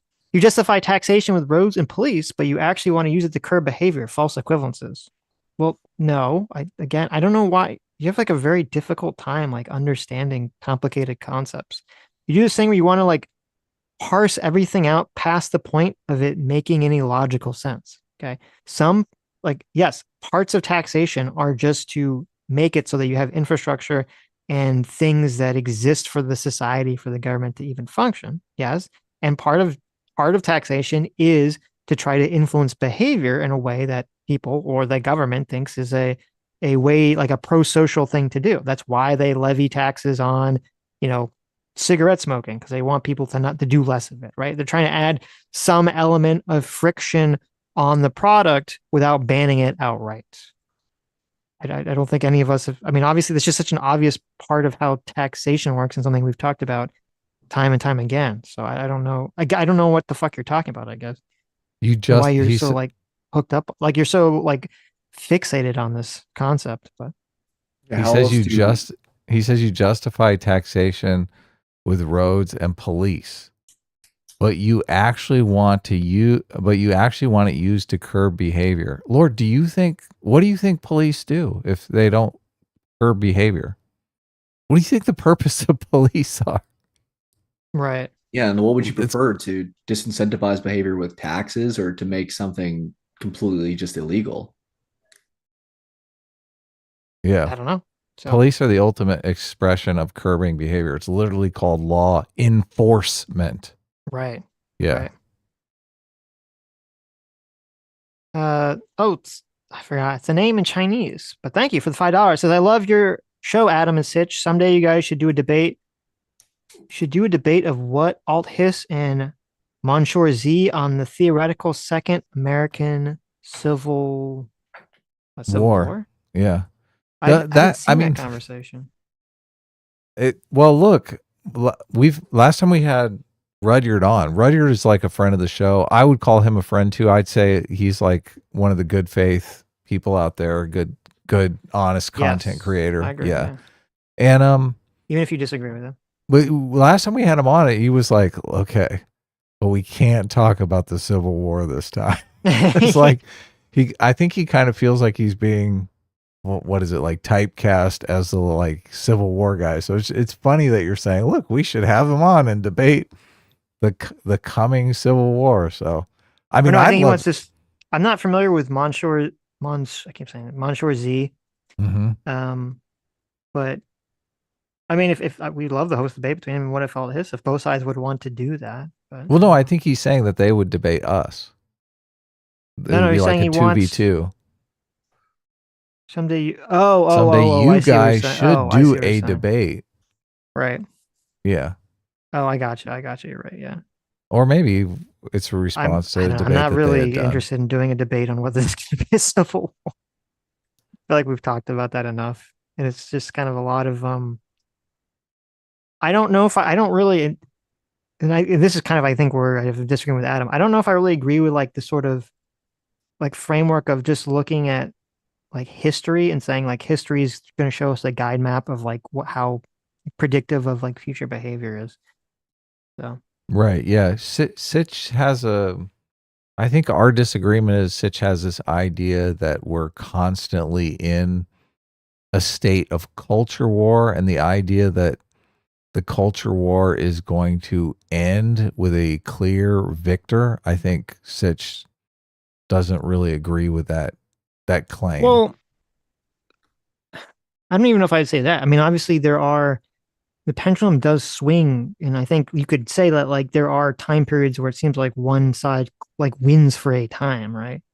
Yeah, I think the Democrats held the House of Representatives for 60 years or something like that. Some astronomical amount of time. Right, but so that was obviously cultural... like a clear victory, right? That was after World War II. Right. Yeah, that was after World War II. A clear consensus emerged. Americans pulled together. Institutions were strengthened. You had like the 30s, 40s, and 50s where it was like everyone was kind of on the same page culturally, right? And then the 60s came, and all of a sudden things started getting, the institutions but even then it's like pushed at by the outsiders. We kind of like So when we talk about history, and like in order to have the ease of talking about history, we sort of conceptualize like, oh, the time periods were like unified and then they weren't in the 60s. And that's fine, we're kind of like making these kind of general statements, but in reality, it's not that they were unified. It's just that the majority's consensus, like 51% of the country, was sort of a little bit more unified than divided. But there was still in the 50s and 40s, there was still lots of people arguing about civil rights for Black people, and women should have more right. Like all these issues that kind of came to a head in the 60s, they were all been going on in the 30s and 40s. They just didn't reach the level that they reached in the 60s. I agree. Look, the culture war ends when there's a clear victor, and the losers go off and lick their wounds. The losers don't disappear completely. Sure, Right. they're there, but they're knocked down to like 30%, 20% of the population. And I think And this kind of goes look, back to what I was saying in regards to, a lot of these times where there wasn't really any kind of technology for the losers to kind of remain involved To in the regroup. politics. Exactly. So now it's Right. kind of like even when these people lose and they're pushed all the way to the corner of the internet, they're still able to congregate and have their voices heard. And not that they said they shouldn't, but to kind of build these echo chambers where no matter what we do, they're going to be around. Like I well, said, look, I think where the culture changes though is, look, I agree with Sitch. They're always around. People don't give a fuck anymore. They don't care that they're still around. They lose their cultural cachet. They lose their power. That's what changes. And I think we're at that tipping point now. I really do. I don't know. so. We'll see. I mean, definitely the way that, how wokeness plays out is going to influence a lot of how I view like reality and culture shaping for. Does it go away? Does it become permanent? Do people grow out of it? Does it just kind of like die down but still exist? Like to me, that's really going to shape in my mind a lot of how I look going forward in life in terms of how culture and history kind of repeats or doesn't repeat itself. So Yeah. Yeah, I do think a lot of it will come to a head with this election. And this kind of goes back to what you were saying before, Sitch, about, we don't know whether it'd be better overall if Trump is reelected or not, because, I can see it both ways where, let's say Trump is elected and then, finishes out his term and it's like, okay, he served 2 terms, he can't serve anymore, and then he's gone forever.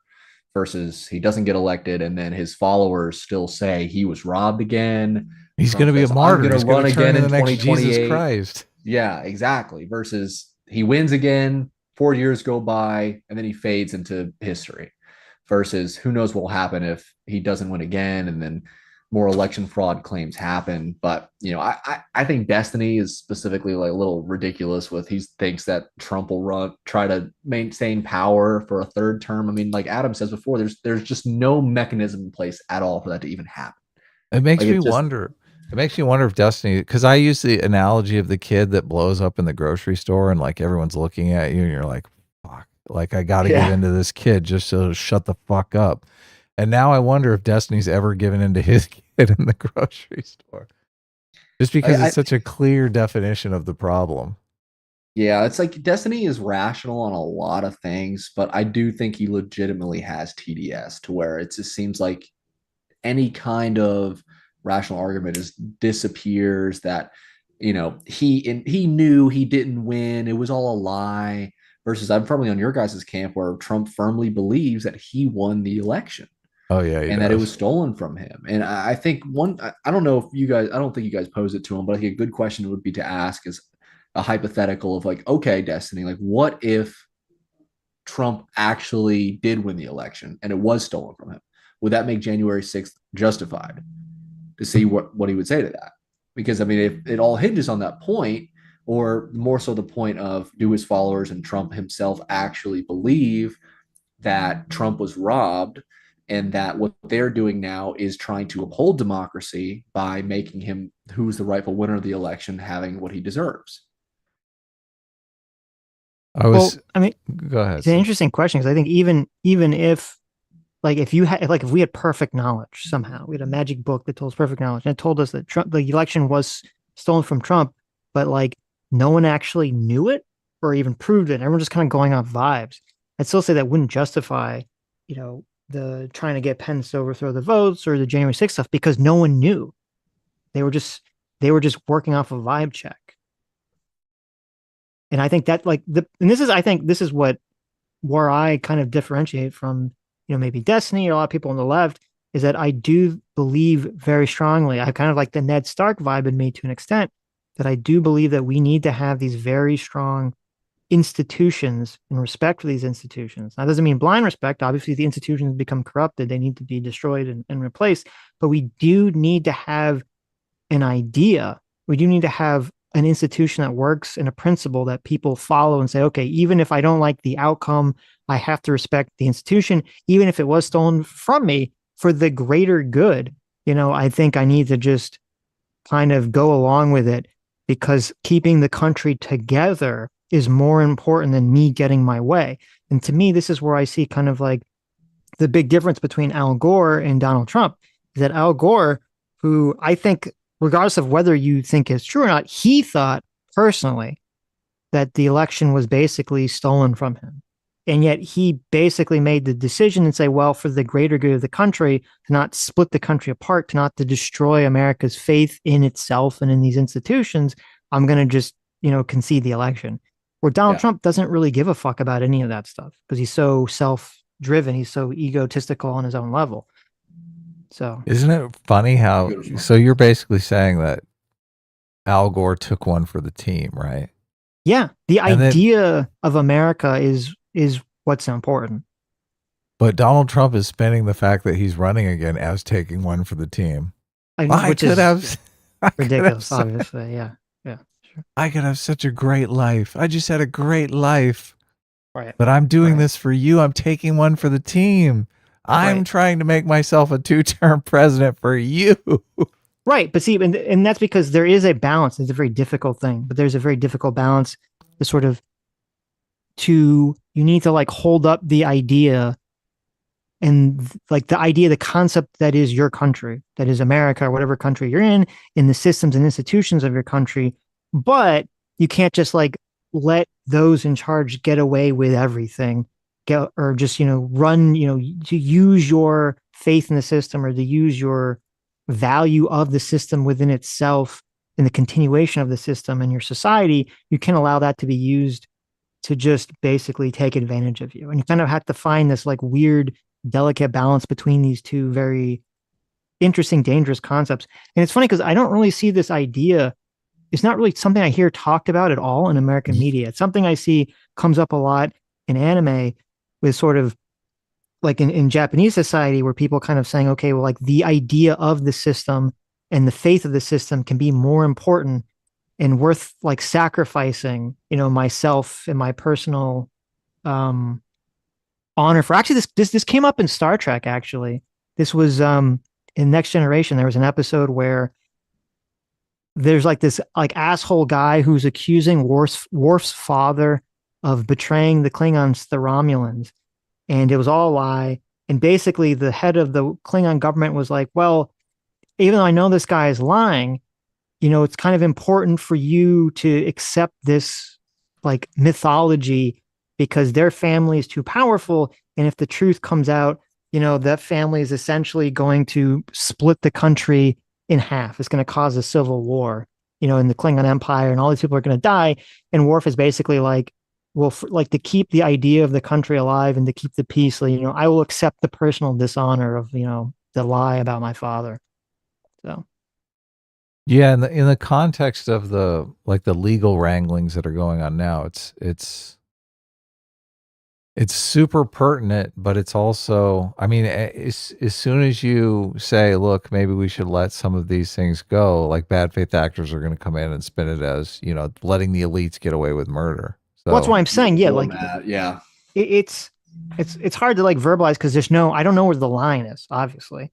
You can't let everyone get away with anything. There is a line somewhere you have to figure out. Yeah. If you knew, that's why I said, if you knew that the election, was stolen, you had evidence of it, blah, blah, blah, blah, blah, yeah, go for it, go for the moon. But if it's just a vibe fucking check, right? Then no, shut up.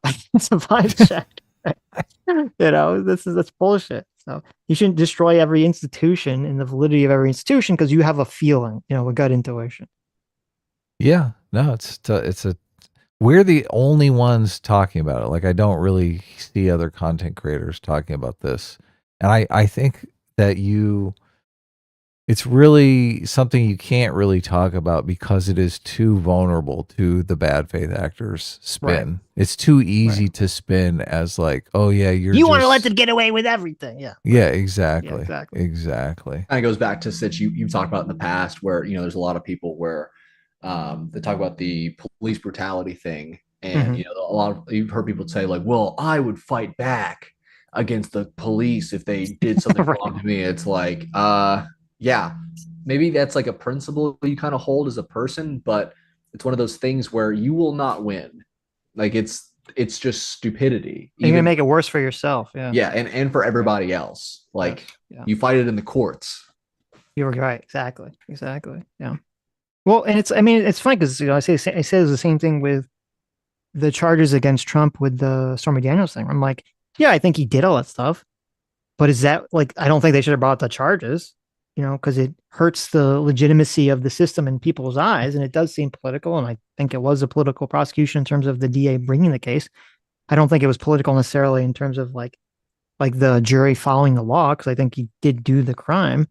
But it's not worth it. Trump again. Well, there I go. Yeah, there I go. Simply. So people just don't want to make these considerations because I think they want to have a very black and white view of like my side good, other side bad, and anything swaying from like the pragmatism of wanting to keep the system together, wanting to maintain order, most people don't have in like kind of the political arena, or at least right now anymore. Because right now everyone's kind of in this like rabid, tear it all down sort of energy, which I guess the conservative side of me is very against.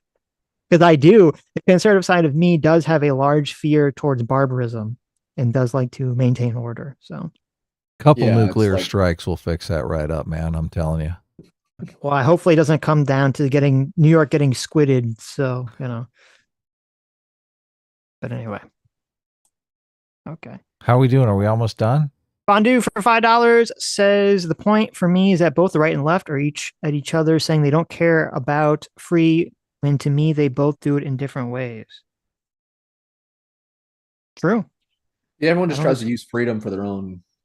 I care more about freedom than you because I want to turn everything into a co-op so it's more free. Oh, yeah. Mm-hmm. That's great. Bad faith. The Press Canadian for $5 says, unless their day-to-day job requires them to be an ideologue, most people are centrist in their day-to-day lives, whether they know it or not. True. Yeah, probably. I probably agree with that. And for another 10 Canadian, thanks so much, says a major cause is politically alienation. And a major cause in political alienation are corporate HR departments adopting overtly ideological rhetoric through DI measures using uncommon terms. Yeah, look, that is horrifying. I just imagine the context of being like a atheist or a Jewish person in the context of some workplace where it's like, you've got to say the Lord's Prayer. It's like, right. For $2, our friend, whose name again I forgot, it's like Chinese, says, I mean, host a debate between Monsieur versus what if hist. Oh, okay. There we go. Yeah, I mean, I'd be down to do that if they would be, if they would want to. So. Oh, wait a second. Is this a guy that is constantly attacking what if alt hist? Is he? I don't know. I'm not familiar with any of his content. Right. What if alt hist seems like such a doomer recently? Like I follow him or subscribe to him on YouTube, and he's putting up these polls all the time, which just seem like so black pilled. I think he's in an environment where he's surrounded by people who are very, or he's in like in an environment with people who are very doomery, who are very like tear it all down. And so that's like his perception of reality. Now, I'm not in that environment. And so it's hard for me to tell like who's more right about what is the feeling, right? Is his environment producing a more accurate representation of like the average temperature of things, or is my environment producing a more average temperature of the things? So And I keep obviously, forgetting, I think like, my environment is more accurate, but he's like barely 20, right? 21, maybe. yeah, I think he's I in his think early he's or like, mid 20s or something. I think he's like 22 or 23. Yeah, he said on stream. I don't remember what it was, but so. But that time of life, I mean, I was super doomer when I was in my 20s also. I mean, that time of life, you're really kind of Mhm. forging what your life is going to be. You're forging so much of your identity. I mean, I can see why people are doomerish. All what we were talking about earlier about how when you make certain choices, it closes other choices off. All that takes place in your 20s, right? You're like choosing a career, you're choosing a potential spouse, choosing a place to live that you're probably going to stay for an indefinite period of time. Anyway. Right. Libertarian Task Force for 2 hours says stay together for the kids' logic. I'm not quite sure. I mean, I can kind of see the parallel. That's not quite what I'm saying, but But I don't because think it's obviously stay together for the kids kind of can have the flaw of like, well, if you stay together with the kids, but you just like scream at each other, like, is that really better for the kids? You know? I'm really talking more about there are times where I think the continuation of a system that is a overall just or good system, even if it has flaws, is worth more than like an individual person's, honor, I should say, maybe. In the kind of the Klingon example that I brought forward. or maybe like Yeah. a Code Geass example, Sitch, to go into that rabbit hole, but I know you're not a huge fan. I know you said that because, I don't think okay. The whole idea though, there are so many nations that are utter failures, that are completely corrupt. Nobody trusts anybody. They're just, I mean, that is the alternative. So I don't understand. It's not like staying together for the kids. It's like staying together for dear fucking life. Right? This is the boat that we all survive in. We're all, a society is like a life raft that we're all on together on tortuous seas. Right? Somebody else wants to come in and subjugate us if we don't stick together. What is this? What is it saying? If we don't hang together, we'll all hang alone. Like, we got to stick together. Mr. Ubercross for $10 says, I'm a bit behind, but do you guys literally not know how suit jackets work? Maybe not.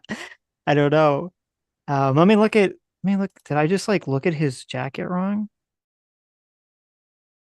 Oh, wait. No, I think I'm right. Because the button would be so far over. I don't know. Maybe he just has like a really weirded. Maybe I'm only talking about the nipple buttons. The buttons. I know below you're talking that about something both different. The buttons below that totally function. Like, it's a double-breasted. Yeah, but why? It seems weird because it's so far over. Yeah, but it does have a buttonhole that it's poking. Yeah, you're through. right. I guess you're right. So yeah, okay. I'm talking about the top. I'm talking about but the nipple buttons. I know the nipple buttons are weird. Yeah. Okay. Yeah. Okay. Fair enough.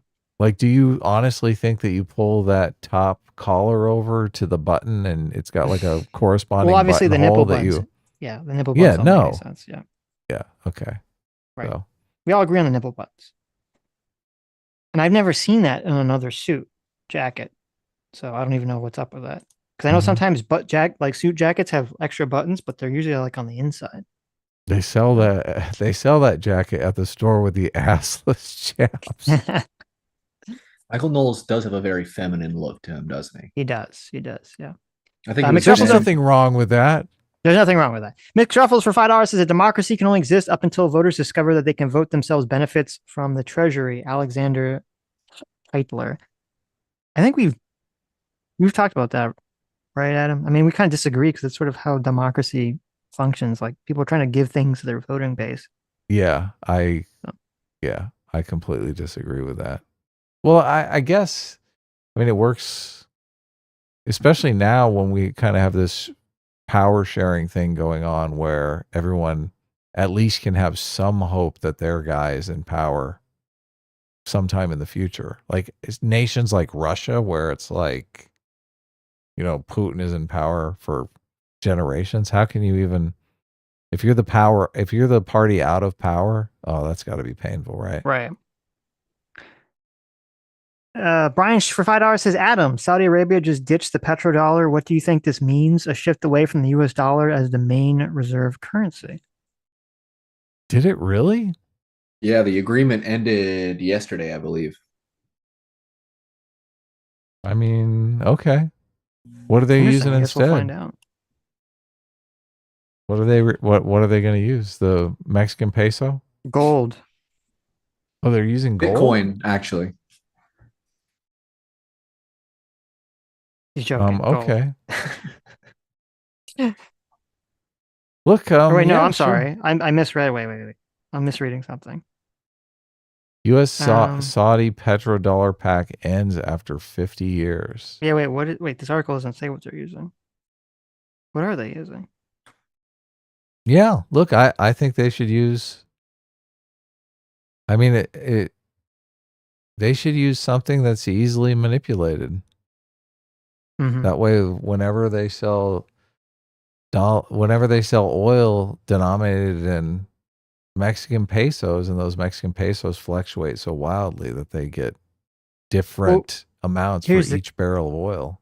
I mean, are we is America gonna start like cracking down on Saudi Arabia now? Like, oh, you're not gonna use the dollar, huh? Well, guess what? Yeah. Supposedly, America is currently the largest exporter of oil, so Maybe they're mad about the that. Saudi Arabians. Yeah. I don't know. I guess we'll find out what the effect, if any, this has on anything. So it might be good for us. They're controlling the price of oil has always been dangerous for our economy. So it seems like gas prices have been going down a little bit, but that could be due to, I know Biden released a bunch of oil from the reserves, probably to, oh, look, gas prices are low, just vote me back in. Yeah. So I don't know how, I mean, because it's so little compared to like the overall. Sure. But